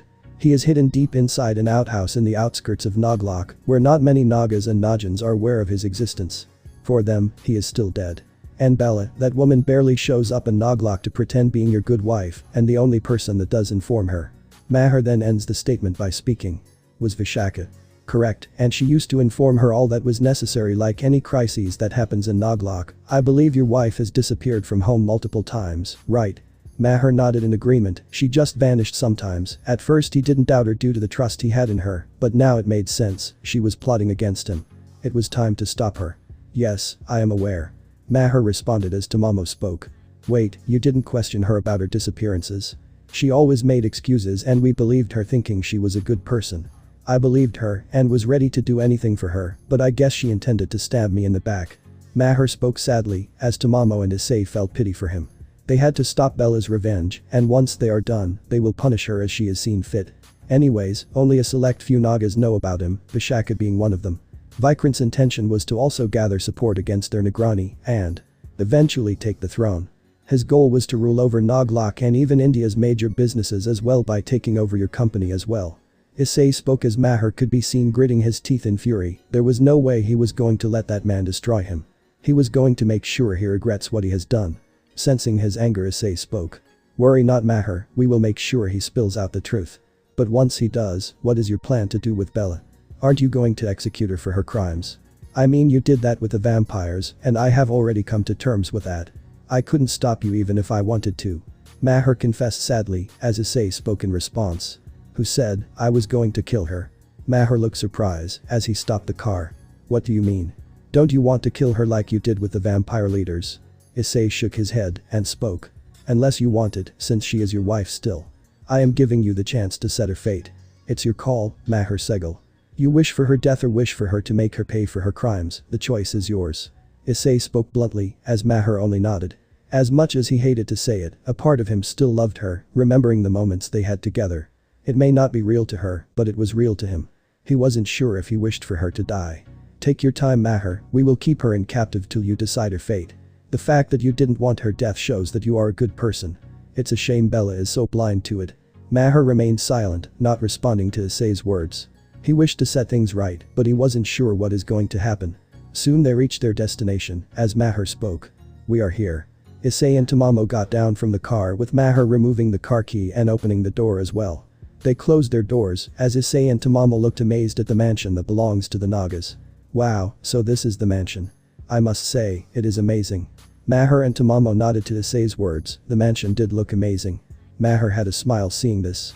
It was a grand palatial structure, reminiscent of ancient Indian or Rajasthani architecture. It is built with intricate carvings and ornate detailing on its numerous balconies, columns, and domes. The sandstone facade showcases a blend of artistic arches, pillars, and windows, each crafted with precision, giving it a regal, majestic appearance. The building is multi-storied, with several expansive terraces and domes that cap the structure, each decorated with spires. The central courtyard features a grand fountain, surrounded by a beautifully maintained garden. The architecture exudes opulence and history, as it stands tall, symbolizing both luxury and traditional craftsmanship. It is Issei, shame Dad wanted to destroy this place. Issei and Tamamo looked at him, as Maher responded. According to him, it is taking a lot of space, and we wouldn't even build our hotel here. I did manage. To convince him that we can find a work around him, but until he sees the results, his stubbornness won't go away. Issei and Tamamo noted this, as Tamamo responded. It does take a lot of space, but there is far more space for a hotel. Plus you can use this place as a tourist attraction once we deal with the situation with your wife. Tamamo spoke, as Maher nodded. Using the Nag Mahal as a tourist attraction was not a bad idea. He then spoke. I will probably pitch the idea to Dad. Hope he accepts this idea. A tourist attraction can open us a lot of money as well, maybe that can get his attention. Issei nodded, as they walked towards the door. He asked all to stop, as Maher asked. Something's wrong. Issei spoke in response but with a softer tone. There are many Nagas guarding the place. Tamamo, be with Maher and protect him. Maher, whatever you do stay close to Tamamo. I will clear the path. Tamamo and Maher responded with a normal tone. You got it. Issei gave a smile, as his hands changed into blade, ready to slice apart any Naga that is foolish to get in his way. He used his full force to kick the door that exposed his location to everyone. Tamamo showed her 9 tails and 2 fox ears. Maher stayed near Tamamo, as she had fox fire in her hand, ready to incinerate anyone that would harm him. Suddenly 2 huge Nagas got in their way, as they started to hiss and attack the trio using their mouths with the intention of killing them for trespassing. Only for Issei to lunge forward and slash. Slash. Their heads fell to the ground, as Issei soon used flame magic to burn them to the ground. The sheer speed of Issei's attack shocked Maher. He wondered what else is Issei capable of, as Issei only turned his gaze and spoke. Let's go. Issei, Tamamo and Maher continued to walk forward as the Nagas burned till there was nothing but ash remaining. Where exactly we need to go? Maher asked, to which Issei spoke. The center throne room, we need to locate the portal to it. Issei and the others rushed forward. Some Nagas tried to ambush Maher, only for Tamamo to use foxfire to burn them to the ground. The last thing that was heard was the screeching of the Nagas. Eventually they reached the throne room where Bella used to sit to rule over Naglok. Issei then looked around and in just a matter of minutes several Nagas surrounded them, shapeshifting into humans. They were all males and females of varying ages and dress codes, but they all were wearing Indian design, with one of them speaking. Human, Kitsune, you are not welcome in this place. Leave this place or die.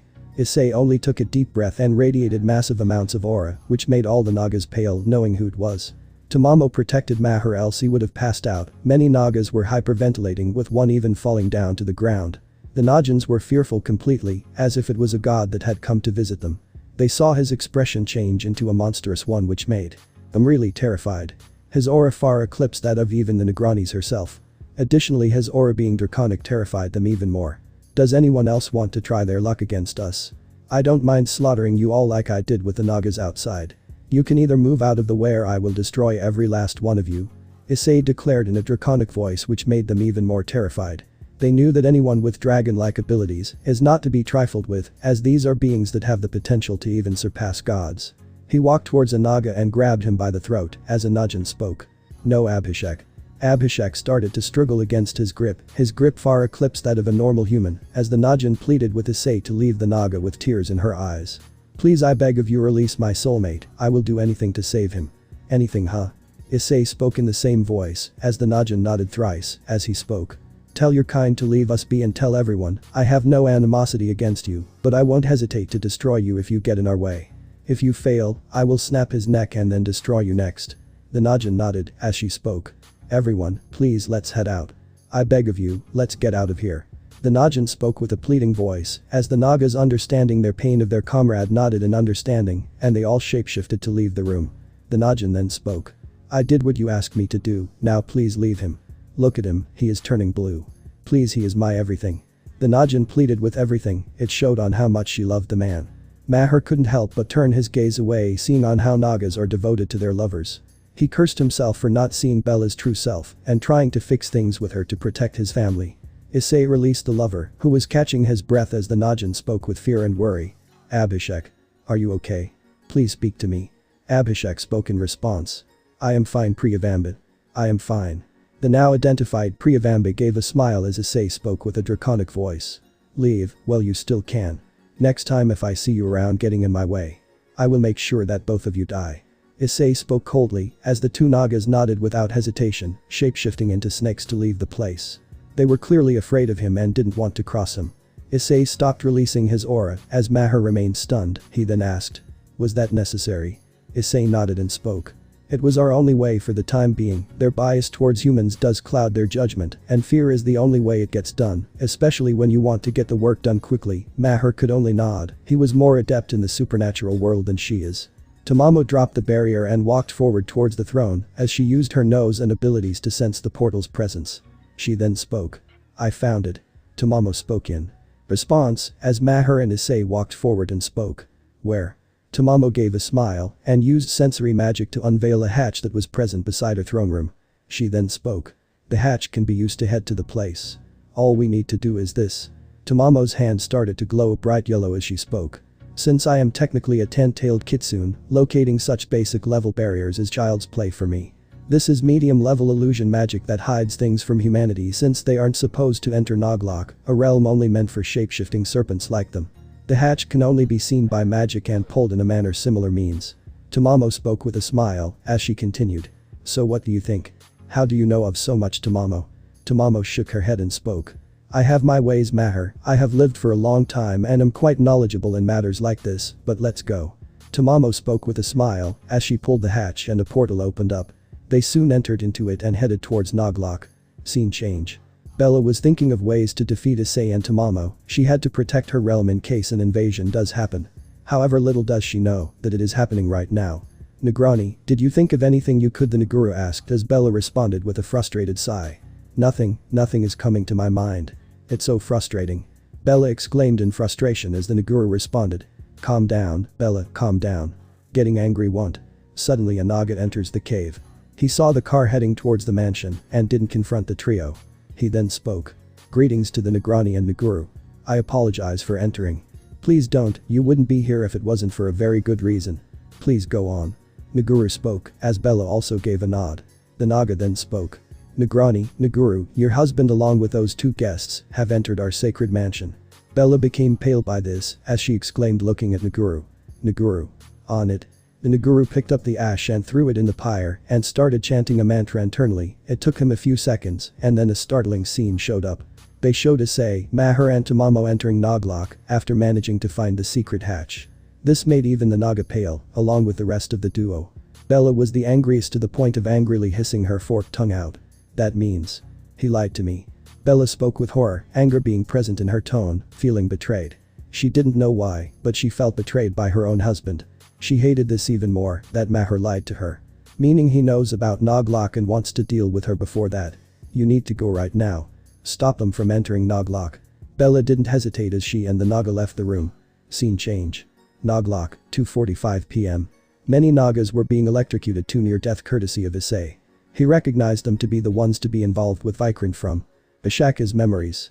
In other words, they are traitors to the Noglok and by extension Lord Shiva as well. Noglok looked barely any different from the human world. Except it was more like a hilly area with different terrains. It was meant to be traversed easily by the Nogans with any problem, since they could switch between human and serpentine form without a problem. You know, I have zero tolerance towards remorseless traitors like you. Now die. Issei continued to use lightning magic towards them. Until they couldn't move anymore, reverting to their snake forms. Issei soon used flame magic to burn their corpses as he continued to move forward. His goal was to head further inside. How much longer we have to move? Maher asked, to which Issei responded. Only a few more meters. We aren't that far off and I have a plan to restrain and deal with him quickly. Since we have to make it back to your place. Why is that? Maher asked, to which Issei responded with a smirk. Well, we need to get back by lunch. Your mother is making more Indian food and I wish to try it myself. Tamamo sighed in response as Maher remained stunned by this revelation as she spoke.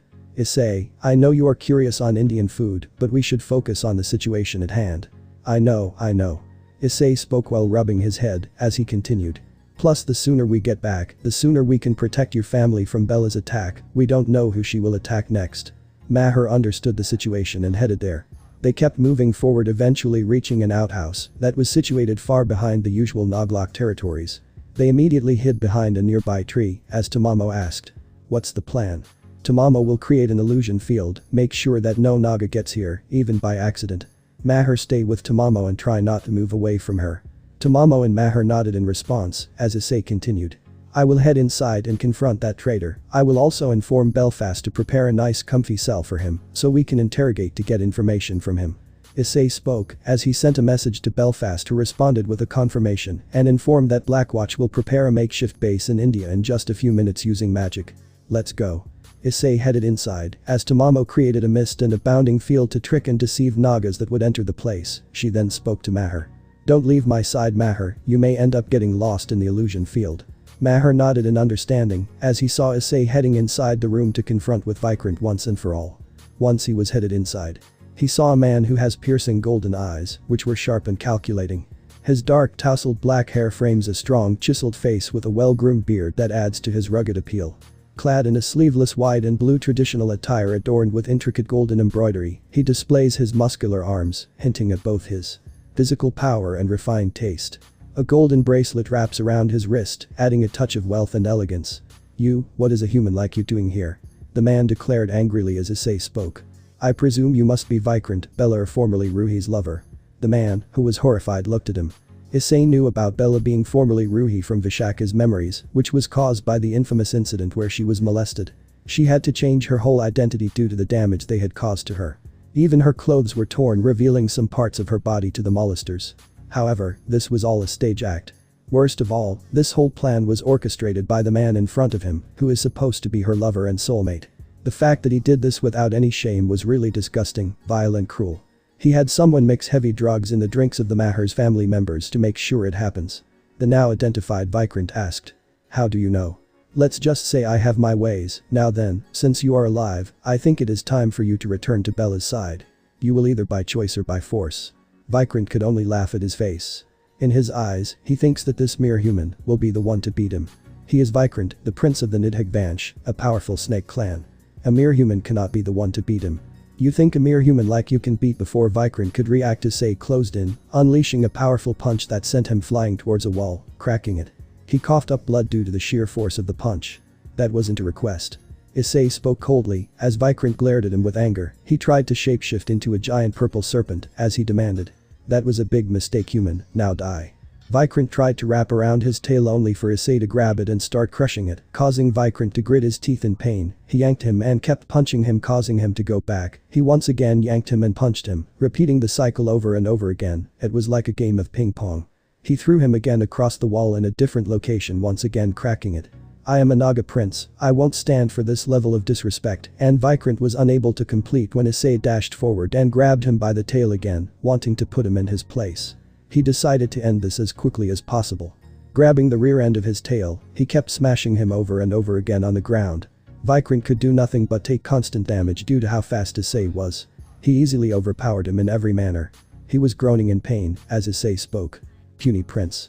Drake could only shake his head at the reference that Issei made, as he soon activated the device to seal a supernatural being's powers on Vikrant, stripping him off his powers, making him an ordinary human, and he restrained him. Issei then contacted Belfast to send 2 Blackwatch soldiers, and they took him away to the makeshift base that was developed just recently. He soon came outside, heading towards Tamamo and Maher, as Tamamo asked. "So Vikrant?" Issei responded to her. "In a comfy Blackwatch cell, he will be interrogated soon enough, and I know how to beat the truth out of him." Issei spoke coldly, as Maher sighed in relief. His family would finally get the justice they deserve. "What now then?" Maher asked, to which Issei spoke. "I think we should go home and..." Issei's gaze soon turned to something as he responded. "The 2 of you wait near the car, I will join the 2 of you soon enough. There is something I need to see for myself. I will join soon." Tamamo had an idea on what he was looking for. He once again wanted to satisfy his curiosity. Issei soon teleported them back to Maher's car. He headed to where his gaze turned to and rushed there. Using his super speed, he reached a place where there is a glowing rock at the center. Upon closer inspection, Issei saw a diamond at the center of what seemed to be a pedestal. The glow surrounded the entire room, with the center being the most brighter. "What is this thing?" Issei asked to himself, as suddenly the boosted gear popped up and spoke. "I never thought I would see this in person. It's quite the sight to behold. Seeing this gem in front of my very own eyes." Drake responded, as Issei asked with a confused tone. "You know this thing?" Issei asked, to which Drake responded. "I did. One of my previous hosts was unfortunately married to a Najin. He did see the gem before I was awakened inside of him. This partner, from his memories, is called the Nigmani, the very same gem that Nagas will even put their lives on the line to protect. Unfortunately, that hasn't stopped some bad apples to gain them." Issei nodded, remembering Vikrant desiring to gain this gem from Vishaka's memories. Drake then continued. "And Nagas aren't the only ones that have been behind this, Chudale, other yokai, gods, and even humans have been behind this thing, and when I mean it, they have been successful attempts. However, no matter what happens, they always gain it back from the thieves, and said thieves are punished with death." Issei was surprised by the harshness of the crime, as he voiced it out. "Isn't it too harsh?" Drake shook his head and spoke. "It may sound as such, but it isn't. The only way to gain the Nigmani is by forcing a Negrani of the current era to do so. This can be achieved by threatening the Negrani's loved ones, primarily her lover, or in worse cases her parents or child, since so far only she can wield it." Drake responded as Issei nodded. He knew that there are bad apples everywhere, but tragically the ones in the supernatural outweigh the ones in the human world. Most of the bad apples were influenced by the supernatural, primarily the fallen angels and devils, to name a few. Not to mention, the attackers who may be part of the family don't even keep their word and even kill the family regardless, leaving the Negrani in complete despair, and she wishes for revenge, purging the entire family if needed. She is too grief-stricken to comprehend what is right and what is wrong, and this happened to one of my hosts in the past. Drake responded sadly, as Issei then asked. "Who was he?" Drake responded again. "Not now, once we get back I will reveal his story properly." Issei walked forward unaffected by the glow. Drake remained quiet. He saw Issei's memories, and it turns out there was a secret clause only the Nagas are aware of. He was wondering if Issei matched the conditions in the clause or not. He soon touched the Nigmani as Drake's eyes fixated on his hand. He wondered if his hand will get repulsed or not, like many that have tried before. However, soon to his surprise, his hand was able to touch the gem, and he pulled it out. The gem also stopped glowing as Issei analyzed the gem. "No way. I can't believe this, bestie." Drake responded, seeing this, as he spoke. "You managed to gain the Nigmani, you fulfilled the conditions of the secret clause." Drake spoke with laughter, as Issei remembered the secret clause, as he asked. "Is it the one where you can only pick the Nigmani up if your intentions and heart aren't pure? The gem will reject you immediately if that is not the case."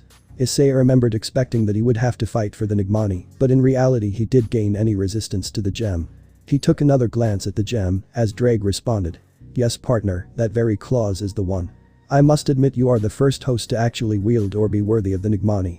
And to top it all off, Vikrant and Vishaka can only dream of getting the gem. They can never get it now, since you have it in their hand. They can only watch as you use its power. But for now, I think it would be wise to leave. That Negrani would show herself anytime now." Issei agreed as he teleported out of there and reached the car where Maher and Tamamo were waiting for them. Tamamo then asked. "So did you find anything?" Issei responded with a serious tone. "I will explain later, for now we should leave." Tamamo was more curious, but soon rustling was heard, implying Bella was nearby and would appear in a few minutes as she gave a glance to Maher and spoke. Maher, start driving, we need to leave. Now. Tamamo said the last part louder as Maher nodded and started up the car. It soon started and Maher drove off from the location in order to head home. They had managed to secure Vikrant and imprison him to punish him for his crimes. In the meantime, Bella arrives and watches the Noglock doors opened. She doesn't hesitate and rushes inside to see ash of some of her Nagas, horrifying her completely. No. Bella spoke with horror, rushing inside to see several more Nagas being burned alive. She teared up and rushed further inside, fearing the absolute worst. She saw that the Nigmani is gone. No. Impossible, how can this be? Bella spoke with terror and fear. She knew that only someone with noble intentions could gain the Nigmani. She fell down, tears stemming from her eyes, knowing once again she lost to them. She once again lost to Issei and the Black Watch. She first lost her family, friends, and now she has even lost the price gem, the Nigmani. She stayed like this in despair, knowing that she was losing hope every second. Ever since the Black Watch came, she was unable to gain a single kill with them keeping an eye on her and actively taking down anyone that stood in their way. Worse, they even stole the Nigmani from them without forcing her to do so. However, she couldn't give up. She had to first gain the Nigmani and had to take it back from them. But she had to defeat their guardians Issei and Tamamo. The former being her higher priority. I can't give up, not like this. For your sake, mother, and the sake of the whole Noglock, I must regain the Nigmani, and I will regain the Nigmani, then I will destroy those that have harmed my love Vikrant. Bella declared to herself, once again her serpentine features showing as the Naga that was with her stayed behind to clear all the ash left behind by their comrades. In the meantime, Bella got up and spoke. No, I will succeed no matter what happens. Bella shapeshifts into a serpentine form and heads to her home, knowing where they went. Bella had returned back home, shapeshifting into her clothes she worn when she left, which was her tank top and jeans. She then headed home, where she saw Sumitra bringing out some food. She asked, looking at her. Ma, where is Maher Jai? And Issei, a voice soon responded, catching Bella off guard. Right here. Bella turned around, recognizing the voice, as she saw Maher, Issei and Tamamo having their lunch, some even enjoying it as well. Sumitra then spoke, seeing this. It seems like our guests love the chapati and palak paneer quite well. Sumitra spoke with a smile, as Bella could be seen seething in fury at how they managed to escape and survive all what Noglock had to throw at them, even killing some of them. The food that they were having was a wheat-based golden bread that was lightly charred and folded in half. Along with it, they were having spinach with cottage cheese, which is known by the name palak paneer in India. Ah, Bella, please come, join us for food. Issei spoke, as he continued. This food is quite amazing. Bella was controlling herself. She knew Maher had no signs of flame magic, meaning it was the man in front of her that killed her people. She wanted to attack him immediately, but with Sumitra nearby she couldn't do so. Bella soon settled down, as Sumitra served Issei and Tamamo more, as he started to eat the food. Earlier Maher showed him how to eat without using spoon or chopsticks, which they understood and they enjoyed the food. Speaking of which, do you guys wish to have chicken biryani for dinner? Sumitra asked, to which Issei responded. Mrs. Sehgal, you needn't do so much for me. We can eat what you have made for lunch. That is how I ate my food back home. Whatever was made for lunch was also made for dinner. Tamamo nodded in agreement, to which Sumitra retorted. Nonsense, we can't give guests leftovers. You will have one of the best dishes India has to offer, and that is final. Issei couldn't retort as Sumitra settled down and kept the palak paneer on the table. She then asked. Besides, how did you like the mansion? Decent but old-fashioned, that is all I can say. Issei said the last part to provoke Bella, as she could be seen gritting her teeth in annoyance due to Issei provoking her. Maher then spoke. Anyways, as long as you like the property we can begin with the work. The work which I ask you to come here for. Maher spoke, as Issei responded. Yes, we have already begun our first phase, and we shall begin our next phase.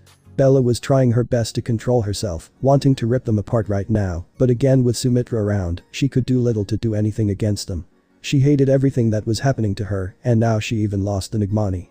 Getting back, I will probably get some Diet Coke which I kept in the fridge, hope you don't mind. Issei got up and headed to the kitchen, as once he was inside, Bella soon intended to follow him, speaking.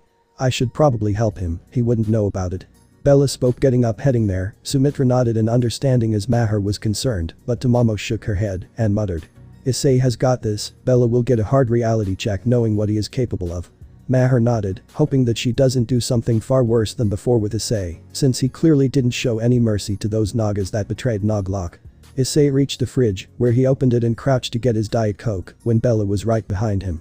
Her snake traits showing up, ready to attack Issei immediately, she had hissed in anger, intending to destroy him right away before it is too late.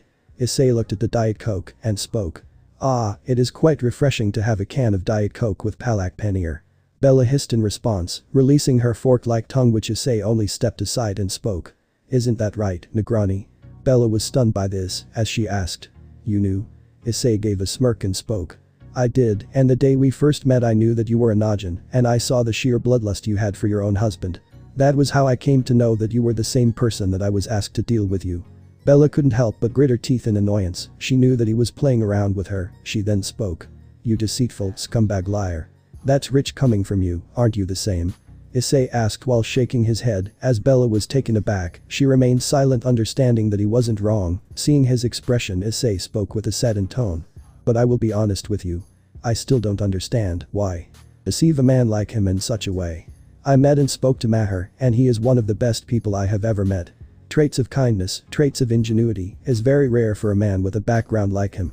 Bella once again didn't deny this, she saw these traits in him. It was her mind telling her that this man was deceiving her, but her heart that told a different story, even before killing him. Her heart kept telling her that she was wrong, and when killing him, just the thought of doing the deed made her guilt-ridden and repulsed. She was too affected and almost didn't want to do it, but Vishaka pushed her, reminding her of what Maher did, she gaslighted and convinced him to do it. Her words convinced her mind that she was doing the right thing and did the same thing. "You should be ashamed of yourself, breaking the heart of a man like him, whom I am pretty sure had many people sucking up to him due to his family's background. You must be the first he trusted with all his life, and you broke it." Bella had tears in her eyes, Issei was again right. She should be ashamed of herself for doing this to him. But she remembered what happened to her and shook her head, being reminded of the injustice they did to her and Vikrant. "Then he shouldn't have killed Vikrant and molested me." Bella spoke with a determined tone, as Issei sighed and spoke. "Do you really believe that? He lived with you for 6 to 7 months, and he could have used his right as a husband and had his way with you, did he do so?" Bella remained silent, "He didn't do so in any manner." Issei knew her silence and got the answer he needed, but Bella still retorted, she then spoke. "Vikrant deserves justice, his death and my molestation. This family even tore my clothing and they need to pay for their sins." Bella again spoke with a determined tone, her heart was telling her that new Maher was not this type of person, but her mind was telling her something else, that he is responsible for this. Issei knew she was also again saying the truth, she was molested from Vishaka's memories, and her clothes were also torn. He hated that Vikrant caused this to happen just to become king and take the Nagmani for himself. Even Vishaka wanted to do the same by eventually killing Bella and usurping her throne standing beside Vikrant. He frowned on scum like them and was glad Vishaka was dead, gone for good. "I see. You aren't wrong, justice must be served to those that deserves it. But you have been misled, deceived and misguided." Bella was stunned by this, as Issei continues. "Your so-called pathetic excuse of a lover Vikrant is alive." "What?" Bella exclaimed in response, as she continues. "You are lying." "Am I?"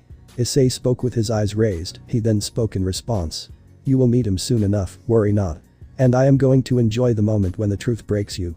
Let's see if you defend your so-called Vikrant once he is revealed to be alive." Bella was stunned by this, as Issei took his drink and left. He was about to walk away when Bella grabbed his hand and spoke. "You have the Nagmani, it belongs to." Issei cuts him off and speaks. "Take it from me if you can. I dare you." Bella, in response to Issei's challenge, tried to use force only for Issei to grab her hand and start crushing it. She tried to poison him, but Issei increased the force, causing her to start making small cries in pain. Issei gave a glare to her, speaking. "I am not Maher Segel, Bella. I don't give a shit on who is in front of me, whether it is a woman or a man. The hand of justice is unisex, and you don't want this military official to be your executioner." Bella fell to the ground as Issei released her hand. She was holding her hand in pain as Issei spoke. "This is your last warning, try anything against this family, and I will purge every last Naga from this world." Issei spoke coldly as Bella could only look at him angrily and with pain, she was holding her injured hand with her free hand. She felt a bit of fear knowing what he can do to his enemies. He soon walked away from the kitchen, leaving Bella to heal her wounds using magic. He met up with Maher as Sumitra asked. "You took quite the time, Issei." "Sorry, Mrs. Segel. I had to deal with a problem, I was unable to find my Diet Coke, but I did eventually, and it was thanks to Bella." Sumitra nodded as she spoke. "Well, that is my daughter-in-law, she is quite capable." Maher, Tamamo and Issei remained silent, knowing what Bella is truly capable of. They, especially Maher, hope that Sumitra never finds out Bella's true face, or else she may not be able to take it all that well. Scene change. Issei and Tamamo were in their room as Issei asked. So Drake, who is this man that married the Najin? Drake took a deep breath and spoke from their boosted gear. The man's name was Aditya. He was once a man of brilliance excelling in fields of mathematics and poetry during the Delhi Sultanate era. He was a good friend and was kind-hearted and nice. He was also a Red Dragon Emperor of the past era. Issei and Tamamo were surprised by this. However, tragedy struck when he married a woman named Kaushika. She was the Negrani of that time and she married Aditya. It was a love marriage on the surface, which was rare due to the caste system and other ways of marriage in India, but in reality, she married for revenge and hated him. Drake spoke sadly, remembering what happened to Aditya when he married Kaushika. Issei and Tamamo could relate their relationship to the one Bella and Maher currently have. They hoped history doesn't repeat itself due to knowing that Red Dragon Emperors often had a terrible fate and in some cases terrible lives. With only a few having a happy one. So what happened to him? Tamamo asked, to which Drake responded. I tried to make him see on who Kaushika really is, but he didn't listen. It was almost like he was smitten by her beauty and kindness. I knew she was using him as a pawn, but as time passed she also started to fall for him. However, revenge eventually clouded her mind and she became blinded by it, along with her hatred for Aditya's entire family and bloodline, for murdering some of her family when she was young and for stealing the Nigmani. She desired revenge and even almost killed Aditya, who didn't want to fight his wife at first. Even when I asked him to do so and not hold back, he couldn't bring himself to harm her. Tamamo and Issei felt pity as they hated Kaushika for betraying Aditya in such a manner. They could see history repeating itself with Bella and Maher, and with them being involved, they are not going to let Bella succeed. Once he survived, what happened? Tamamo asked with concern, as Drake responded. He became vengeful, he watched his whole family being murdered, and that almost drove him insane. He trained the hardest, unlocking Balance Breaker and becoming even more stronger by training in abilities that can kill and torment Nagas. Eventually, he found a way in by tricking a Naga into revealing the location of Naglok, and he slaughtered every Naga or Najin that stood in his way. Even when I asked him to not do this, he didn't listen and ignored me. He had become too clouded by revenge and even used me to increase his powers. The duo were horrified by this, Issei even more so, as he became just like his other hosts due to what Kaushika did to him.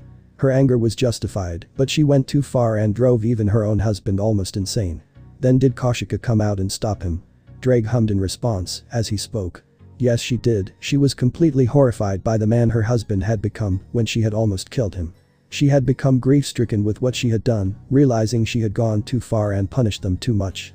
But she had to stop her former husband, who had become drunk by his own desire for power and vengeance.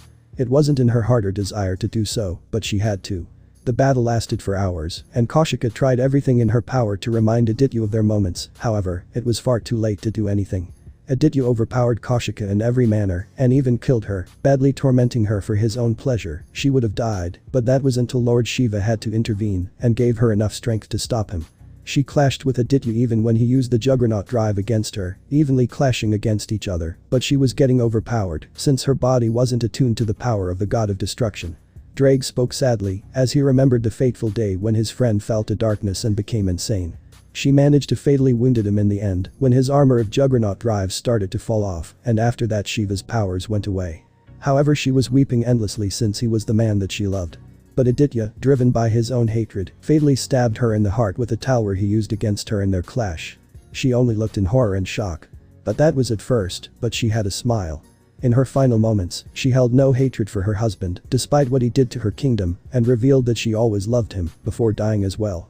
Aditya soon died as well, with his revenge being done. He apologized for how he treated me before he died as well.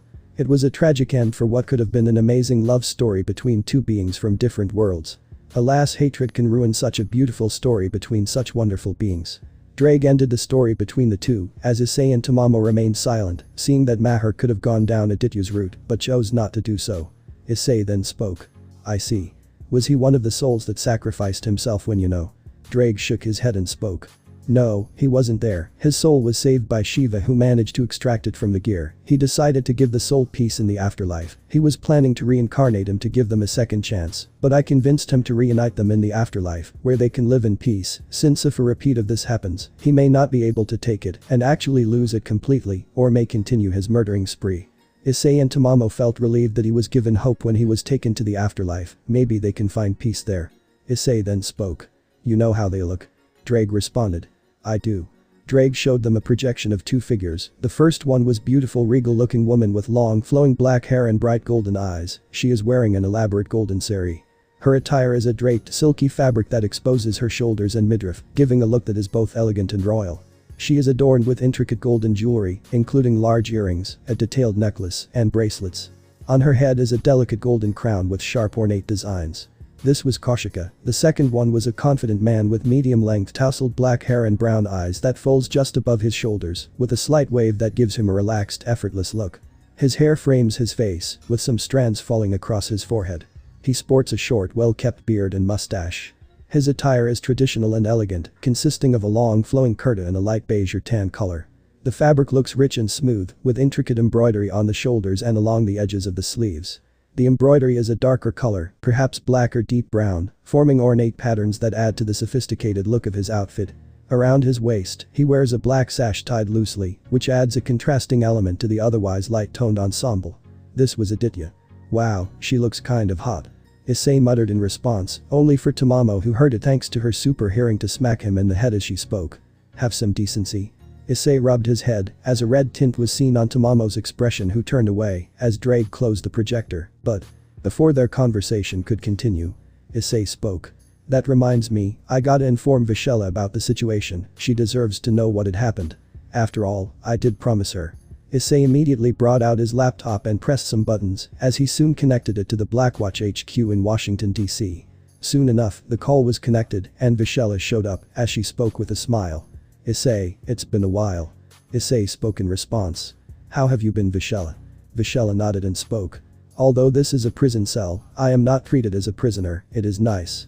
Anyways, you wouldn't call me unless you don't know anything, right? Issei nodded and explained to her everything that had happened. Vishela's smile turned, and a look of horror fell on her face, as she responded. Impossible, this cannot be. Her own lover Vikrant stabbing her in the back and Vishaka betraying her. I am afraid it is true, Vishela, they both betrayed her, and we managed to capture Vikrant as well. I was able to gain the information from Vishaka about his location as well. Well, by killing her, that is. Vishela had tears in her eyes, feeling betrayed by her own kin and for what happened to the Negrani. She then spoke in response. He loved her too much to betray her like this. I am still in disbelief that he would do this. I am sorry, Vishela, but he did just that. He used her to try and gain the Nigmani and faked his own death to do so. He knew that she would one day even kill Maher for her revenge, and the day she does is the day he would have shown himself to her and she would have lost everything. Vishela remained silent, looking down in shame for attacking an innocent. She was on the orders of the Negrani to keep an eye on Maher and note where he is going. She was glad Issei stopped her from killing Maher, else she wouldn't be able to live with herself for killing an innocent person. Unfortunately for them, they will never get the Nigmani. Vishela spoke in response. You did say that Vikrant was captured and Vishaka died, what else happened? Vishela asked, to which Issei said nothing and showed her the Nigmani, which shocked Vishela completely. She was too stunned to even say anything, only muttering. How can this be? It just chose me, I didn't even need to fight for it. And the next thing I know, I am able to hold it without a problem. Vishela nodded and responded with a stunned tone. I am sorry, Issei, but this is hard for me to believe. This is a lot to take in. Understandable, this is a lot to take in, but this is the truth. Take your time to process it, there is no hurry. But you know what will happen now, right? Bella did harm an innocent, regardless of her being misguided or not. Vishela nodded, aware of the consequences of Bella's actions. It pained her to see this, but she was glad it wasn't worse than what she accepted. I know, Issei, and thank you for preventing the Nigmani from falling in the hands of someone like Vikrant. Like our Negrani, even we were blind to his deception, but it should be expected from someone as deceptive and distrustful as a Nidhogg Nog to do this. Issei nodded and gave a smile, however soon something caught his eye as he asked. What do you mean by Nidhogg Nog? Are there clans in Cobras as well? Vishela cleaned her face and spoke. Why, yes, there are. Both me and Negrani Bella belong to the Sheshnog clan. We are descendants of him and by extension, his children. While Vikrant belonged to the Nidhogg clan, it is similar to what humans call a vassal clan. Because of what they did in the past, coupled with their actions of death and destruction, the Sheshnog clan in the past defeated the Nidhogg clan, and we made them a vassal clan, meant to serve us for their crimes. My guess is that traitor wanted to remove his status of being a slave by taking the Negrani's place and gaining the Nigmani. Vishela spoke the traitor word with spite in her tone. She really hated Vikrant for being the sole reason on why Bella would be suffering her punishment for her crimes. She was glad, it could have been much, much worse than what she was expecting. Issei, on the other hand, was processing the information he was given as he spoke. I see. And with Bella killing an innocent, which is Maher, she would lose everything and will be cast out, right? Vishela nodded and spoke. Correct on the mark, and Vikrant would reign as our newly coronated emperor, but with you getting involved. He failed in his plans, and as much as I hate to say it, the Nigmani is in good hands. Since if it was in Noglok, it could be easily be taken by anyone. Vishela spoke with a genuine smile. She then spoke. Issei, may I come to India and be in the same place as you? I need to apologize to Maher for attacking him. Issei thought for a moment and spoke. Sure, I will send Belfast a text, and she should teleport you here. See you soon, Vishela. Yeah. Bye, Issei. Vishela cuts the call, and Issei disconnects the call on the laptop. Tamamo looked at Issei as she asked. We are going now? Yes, let's call Maher and head out now. Anyways, your thoughts on Vishela? Tamamo thought for a moment and responded. She is very loyal and devoted to her queen and was genuinely saddened for what Bella had to go through. Honestly, she would be a good fit in Blackwatch if she were to not head back to Noglok once this is all over. Tamamo responded with a smile as Issei nodded, sending a text to Belfast to bring Tamamo to India. They soon decided to contact Maher and teleport all the way to the makeshift base hidden in Mumbai. While Bella sensed magic and was surprised at being used, she managed to see Issei, Maher and Tamamo teleporting somewhere. She tried to stop them, but it was too late. Damn it. Bella angrily spoke as she shapeshifted into her serpentine form to head to Naguru's cave to identify where they had gone. Scene change. Unknown location, Mumbai, 5:30 p.m. Issei, Maher and Tamamo reached the entrance of the base as the soldiers saluted them and greeted the trio as Issei spoke. At ease. Lead us to the prisoner. Copy that, sir. Issei, Maher and Tamamo headed inside as the three were being escorted to the cave where they would confront Vikrant right away. Soon another teleportation circle appeared and out came Belfast and Vishela, the latter not having handcuffs on Issei's requests since he knew that she was no longer a threat since she was still in her human form, losing her powers. She would regain them later and he knew she was not lying when she requested to come to India to apologize to Maher.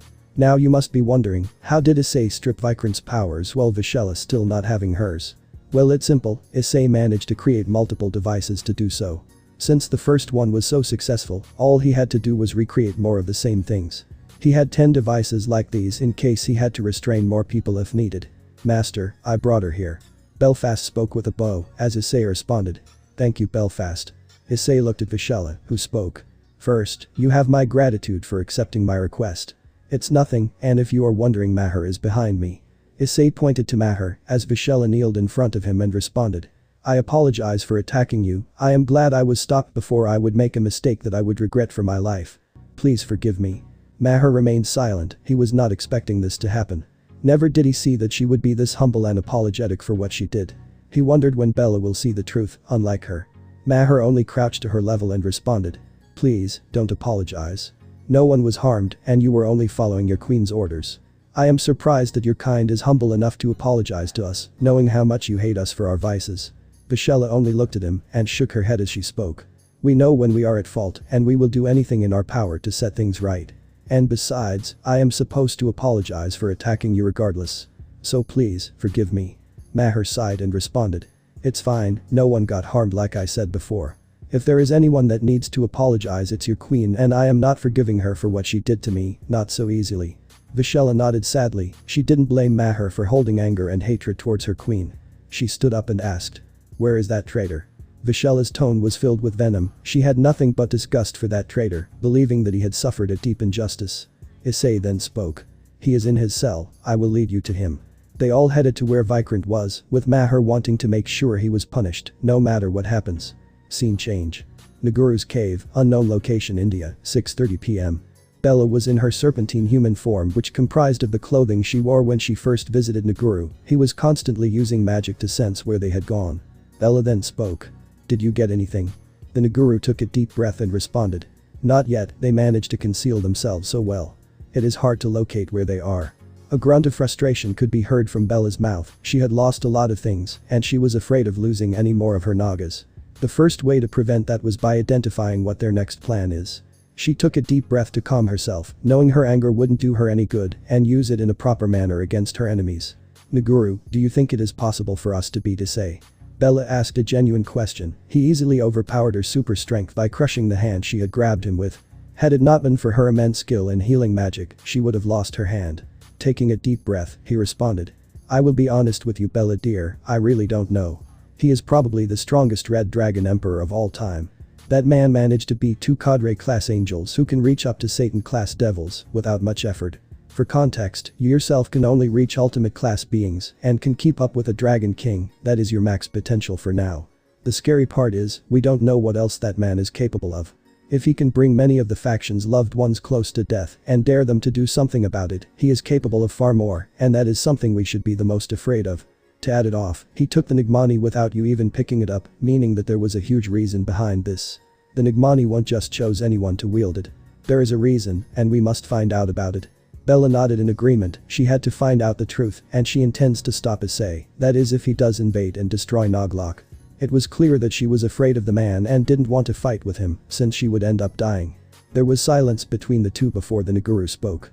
Bella, we found them. Where? Bella exclaimed as the pyre showed a place where there was a military makeshift base. She recognized the forest as she responded. This is. Wait, I know this location. Bella was surprised, the location was just a few miles away from her palace as she spoke. I will gather a small army and see if Issei is willing to give the Nigmani. It is not his, but Lord Shiva's gem, and it was given to us for safekeeping. I don't trust him to handle the gem. Bella spoke seriously as she shapeshifted into her serpentine form and got out of there. She had to gather an army to reach there. Scene change. Military base, Mumbai, 7:30 p.m. Vikrant was thrown to the wall, he was bleeding, battered and bruised, with his face being bludgeoned and some of his teeth being broken. The attacker was Issei, who had lost his patience dealing with this man. So far, he has been nothing but insulting, mocking and taunting Issei at every step, and his taunts even extended to Maher as well, who was tempted to bash his skull in but was stopped by Tamamo, who knew it was pointless and asked him to stay back and let Issei handle him. He was skilled in breaking his enemies to make him get what he wants. So Lady Tamamo, how long is he going to last? One of the soldiers asked Tamamo, to which he spoke. Not for long, the chairman is known to find a way to get what he wants in the end. Despite the failure he endures. Rest assured, you watch the show. Although I have a feeling that shit is going to hit the fan soon enough. Tamamo spoke with a normal tone as she watched Maher having a satisfied smirk, seeing Vikrant get beaten up like this. Even Vishela had a smile seeing the man suffering like this. She really hated that he is going to be the reason why Bella would lose everything. At least she won't be publicly humiliated like she was going to be if Vikrant and Vishaka got what they wanted. In the meantime, Issei had a look of fury in his face as he spoke. And everything you say pisses me off. Now you are going to confess to your crimes, right now. Vikrant got up and angrily looked at the man who ruined everything as he responded. Alright, what you do? You go down to the local pharmacy, ask for something called Viagra, and it'll help you go fuck. Vikrant was unable to complete when Issei grabbed him by the mouth and showed him into the wall, forming a huge spider-like crack. He was completely dazed, battered and bruised. Belfast, who was watching this, responded with a sigh. And I just built that up. She hated Vikrant for being the reason why her work was increased and for his vulgar nature. Issei soon dropped him to the ground as he was crying in pain. Issei then spoke. Now then, you are going to speak to me everything or I will peel your skin like a banana. Vikrant couldn't help but laugh at him as he responded. I don't know what I find funnier, the threat you made, or a puny human with a sacred gear like you can intimidate me. Issei understood that he would have to take drastic measures. He smirked sadistically, having an even better idea on how to make sure Vikrant will speak. He could have used corrodium to make him confess, but that was the easy way out. Vikrant looked at his smirk and felt a bad idea that is going to happen. He knew that this generation's Red Dragon Emperor is a monster, and his wounds were a clear sign of it. Belfast, would you come inside? I need something from you. Belfast nodded to Issei as she came inside. She then spoke. What do you want, master? Belfast asked, to which Issei put his hand forward and spoke. Hand me a revolver. Belfast was surprised as she looked at Vikrant asked. The bullets I have in them are made with containing have Bel Patra in them. I recently developed them since we may have to deal with him. Will that do? The better. Issei spoke with a smirk as Belfast smiled and handed the gun. Thank you, master, it is a job of the maid to serve her master. Issei took the gun as Vikrant had a look of fear in his face. He wondered on what he is going to do. He then spoke while placing the gun near his crotch, pulling the side with his other gun. He then spoke with a commanding tone. Now then, start speaking the truth or I will start blowing off your dick with the Bel Patra based bullets, so tell now. The audience flinched upon this as Maher was starting to get slightly afraid. He knew military interrogations were harsh, but he never saw it get this far. It was no wonder that spies would sometimes choose death over dealing with interrogations. Vishela was glad that she didn't piss him off too much and complied with whatever he wanted to know. She had a sigh of relief, glad that Issei sees her as an ally and not as an enemy or scum. Tamamo only gave a sigh and spoke. To be honest, this isn't the worst that he has done. Maher and Vishela only looked at Tamamo surprised, they wondered what else Issei had done. They were even more glad he is not their enemy. Alright, I will tell. Belfast started recording in secret. Well, you see, I always wanted to take back our place as a respected Naga clan, since we have been in enslavement for several centuries by the Sheshnag clan. My mother was going to take the Nigmani for herself, so that she could uplift her clan from her current state, but in reality she was humiliated and insulted by the Naglok and kicked out from the Sheshnag mansion that anyone would be allowed to visit. So you're telling me that you were once part of Sheshnag clan as well? Vikrant shook his head and spoke. Not exactly, well, my family did origin from that. We were exiled from the Sheshnag clan because of that, and this included me and my mother. I vividly remembered the insults that I and my mother had to go through, that is why I decided to. Vikrant trailed off, stopping to speak since he didn't want to put his mother and himself under more danger. In response to his silence, Issei only pulled the trigger and… bam. Issei shot the bullet into his crotch, causing him to scream in pain. The wound also had a burning effect on his location. He then pulled a slide to insert the next bullet, ready for being shot. Aya. Vikrant cried in pain due to the immense burning and the location of the wound he was experiencing. Issei then responded. I only blew off your first testicle and I didn't ask you to talk. Keep talking or I blow off your other testicle. Issei commanded him to speak, forcing Vikrant to speak up. Tears were falling due to the immense pain he was experiencing. He then spoke. Please don't shoot. I will speak everything. That is why I decided to love Ruhi, or as you call her, Bella. Since I knew the only way is to gain the Nigmani by making sure that she ends up murdering an innocent soul. If you didn't know. Issei spoke in response. I know everything, I gained information from Vishaka before I killed that double-crossing bitch. Issei cuts him off as Vikrant spoke while crying. He knew that this man was a monster that no supernatural being should ever cross. He then continued. Then, in that case, you know that Ruhi would lose everything if she were to ever kill an innocent, and I wanted that to happen. I knew she would eventually kill an innocent human once I fake my death, that being Maher Segel. He was a fool that came to see his brothers attacking me. It was easy to even get them to attack me. I had one of my Naga friends drug their drinks during that infamous night where they would come to our holy mansion. I asked Ruhi to look beautiful knowing that they would attack her under the effects of drugs. And when she would kill that Maher Segel, that is when I will expose her and take her place as the new Nagraj of Naglok. Issei and Belfast both had looks of disgust at this man. They wanted to destroy him even further. He was nothing but a scumbag traitor, and Bella is completely clueless on who this man really is. Maher was ready to rush to him, but was stopped by two Blackwatch soldiers who were able to overpower him with their strength gained by genetic experimentations, thanks to the efforts of Project Orion. Bastard. Maher shouted with agony and anger, knowing his family members were framed, and like Bella, they were pawns to this megalomaniac plans. The soldiers then spoke. Sir, we understand your anger, but please calm yourself. Let the chairman handle him. Maher had tears in his eyes, knowing that members of his family were gone. And it was all thanks to the man in front of him.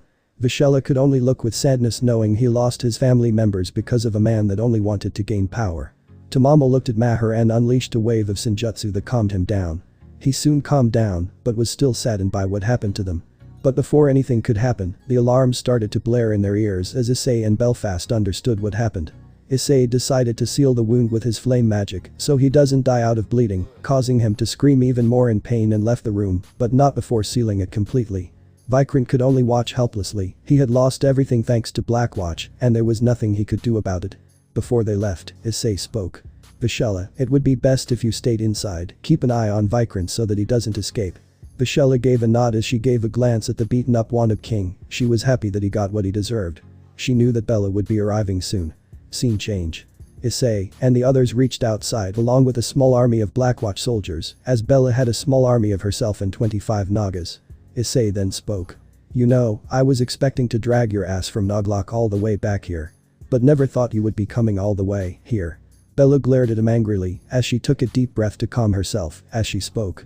You have the Nigmani, I am only going to ask you once politely. Return it back to us. It belongs to Lord Shiva and we were tasked with guarding it from thieves that have stolen it before. Since you ask so politely, I will have to decline it. Bella, it chose me as its new wielder. No resistance, nothing. It simply chose me and I am not going to hand it over that easily since I am quite the treasure hoarder. Bella only gave a frustrated sigh as she continued. Look, I am only going to ask you again, hand over the Nigmani, or we will have problems. And once again, I am going to have to decline handing over the Nigmani, it is mine, and ain't no way I am giving it to someone who can't keep proper guard over it. Bella lost her patience as she spoke coldly. So be it. Bella gave a glance to the Naga as she commanded them to begin their attack. Bella then took a glance at her husband and spoke with coldness. As if killing Vikrant and molesting me was not enough for you and your family, now you wish to destroy everything that I held dear by siding with the same people that murdered my loved ones and took our Nigmani. Maher flinched and was taken aback by how much she held hatred for him, he then retorted. And you are nothing but a gullible, misguided queen who hates my whole family for something they didn't even commit. But not anymore, your revenge ends here today. Bella was stunned at the anger Maher had, she knew he was protective of his family. Her heart was once again telling her to not do this, but her mind had a different story. Bella then responded. Then in that case, you give me no choice, Maher Jai. Bella decided to go send her Nagas to attack first, as Issei responded by commanding the soldiers and the rest. Belfast, all Blackwatch soldiers, defeat and eliminate every Naga that is surrounding you. Tamamo stick with Maher and protect him from every danger. The ones mentioned nodded as Issei threw a revolver that was fully reloaded by magic with bullets containing Belpatra and threw it towards Maher as he spoke. Maher, use this to defend yourself in case Tamamo is unable to protect you. Maher nodded in response and spoke. You can count on me. Maher responded as Bella got annoyed by this. Issei stepped forward and spoke. Your fight is with me, Negrani Bella. Bella was furious as she immediately transformed into her half-serpent and half-human, looking akin to a lamia. Her lower part was the same as her serpent lower part, which was white snake with patterns on it. Issei only brought out his boosted gear and spoke. Balance breaker. Welsh dragon balance breaker. Drag announced from the boosted gear as he was in his regular balance breaker. He dashed forward and landed the first blow on Bella, who was stunned by his immense speed. She managed to strike him with his tail as Issei responded by his free hand and spoke. Not bad. Issei fired a point-blank dragon shot which exploded in her face as he backed away with a smirk. However, Bella generated a barrier to protect herself and used her tail to quickly wrap around and start to bind him. She decided to crush him so that he would hand over the Nigmani before killing him. Any last words? Issei didn't say anything as the boosted gear responded. Boost. Boost. Boost. Boost. Issei used his strength to break free from the bind as she exclaimed. Ah. Don't count your horses just yet, the battle is far from over. Issei unleashed a very strong heat wave that was burning her skin. She gritted her teeth in pain as her eyes were burning golden with fury. She used defensive magic to block the attack as she followed it up with healing magic. She knew Issei was not even using his strongest form and only playing with her. But before she could do anything, she only heard one voice. Penetrate. Issei breached through the barrier and landed a solid punch on her face that sent her flying. She looked at Issei with anger yet fear, knowing that ability once belonged to Drake. Having enough, she got up, deciding to not hold back. She decided to use her Sheshnagrani form, which comprised of 5 serpents that appeared behind her in the form of a silhouette. The serpents were similar to her snake form. I have had enough of your attitude, Issei. You will give the Nigmani one way or another. Issei smirked and responded. Oh, you are just a treat, since you want the Nigmani, how about you have it? Issei pulled out the Nigmani from the pocket and placed it in the boosted gear as he spoke. Combine. The Nigmani was being matched with the wavelength of the boosted gear as Bella desperately tried to stop emerging by using her tail to bind or strike him, only to be deflected back again. The boosted gear spoke, merging complete. Bella only looked in horror as she exclaimed. No. Bella gritted her teeth in frustration as she saw the boosted gear now having a whitish golden glow at the gem area. Now it's my turn. Battlizer break. Stage 1. Welsh dragon battlizer breaker. Issei's armor was starting to absorb the portion of the Nigmani's power, which started to transform Issei's armor into a sort of mech suit. Its primary colors are bold metallic red and blue, with accents of gold and silver that emphasize its sharp angular features. The armor is sleek and powerful, with broad wing-like structures extending from the back, suggesting the ability to fly or glide. A glowing blue core sits prominently in the chest, radiating energy, giving the impression of a power source or reactor. The helmet features a streamlined visor with a sharp pointed crest resembling a dragon's horns, adding to its fierce appearance. The shoulder plates and gauntlets are spiked and layered, further enhancing the dragon-like aesthetic. Bella could only look in horror. The battle was seemingly lost due to Issei merging the armor with the Nigmani. However, she couldn't give up. She would fight till the bitter end, not letting the Nigmani fall into Issei's hands. In the meantime, the soldiers were easily tackling and taking down some of the Nagas, with one even punching the heads off a Naga's head, ripping it from his torso as it dropped dead. Belfast was easily unleashing several barrage of bullets at the Nagas, forcing them to back away. Tamamo was not far behind, as she unleashed fox flames on the snakes, forcing them away. One of them tried to ambush her from behind, but was shot by Maher. The snake screeched in pain, as the wound sizzled its body due to the effects of Belpatra, forcing it behind. It soon slithered away to heal its wounds. Tamamo turned around, surprised by this, as Maher asked, "You okay?" "Yeah, I am fine. Thanks for backing me up." Tamamo spoke with a tone of gratitude, as Maher responded, "I will stop my wife to protect those I care for, no matter what happens." Tamamo nodded. Maher was reluctant to harm anyone first, but now he is willing to do so. The other soldiers were taking down more and more Nagas, as the captain spoke. "Round them up. Let the chairman decide their fate." The soldiers used Belpatra, which they found recently, to harm them, to restrain the Nagas who were helpless to do anything. They all now had a gun aimed at their head if they tried any funny business. Soon a thud was heard, as Bella was sent flying. Even in her five-headed serpent form, she struggled to do anything against Issei's Batlaser form. He soon brought out 2 laser cannons and unleashed multiple bombardments, as she responded by using flame breath to slow them down, only for it to go past her and damage her, causing her to scream in pain. He soon stopped the beam blast, as Bella struggled to even get up at this point. "This isn't even fair." Issei spoke mockingly, as Bella could only grit her teeth in helplessness. She quickly shapeshifted into her 5-headed Naga form, which was gigantic as opposed to her regular serpentine form. She slithered around to try and bind Issei. She used her 5 heads to unleash powerful flame breaths. Issei only generated 2 shields that blocked the attacks, as it went past him like it was nothing.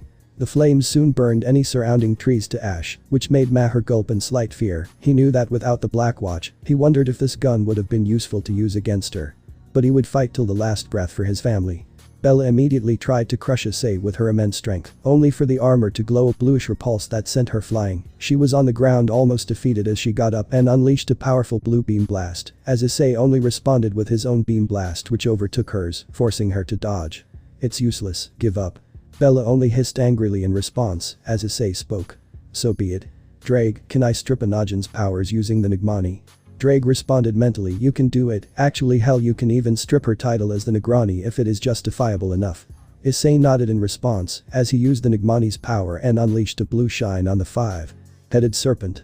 Bella hissed in agony, falling back. She could feel her powers being siphoned away. She soon reverted back to her human form, wearing the human clothing that she wore back in the Sigil house. "Erg!" Bella exclaimed, seeing her powers stripped away from her. She then exclaimed, "No, what have you done? Stripped you of your powers and title, now you are just an ordinary human. You no longer are the Negrani of Noglok."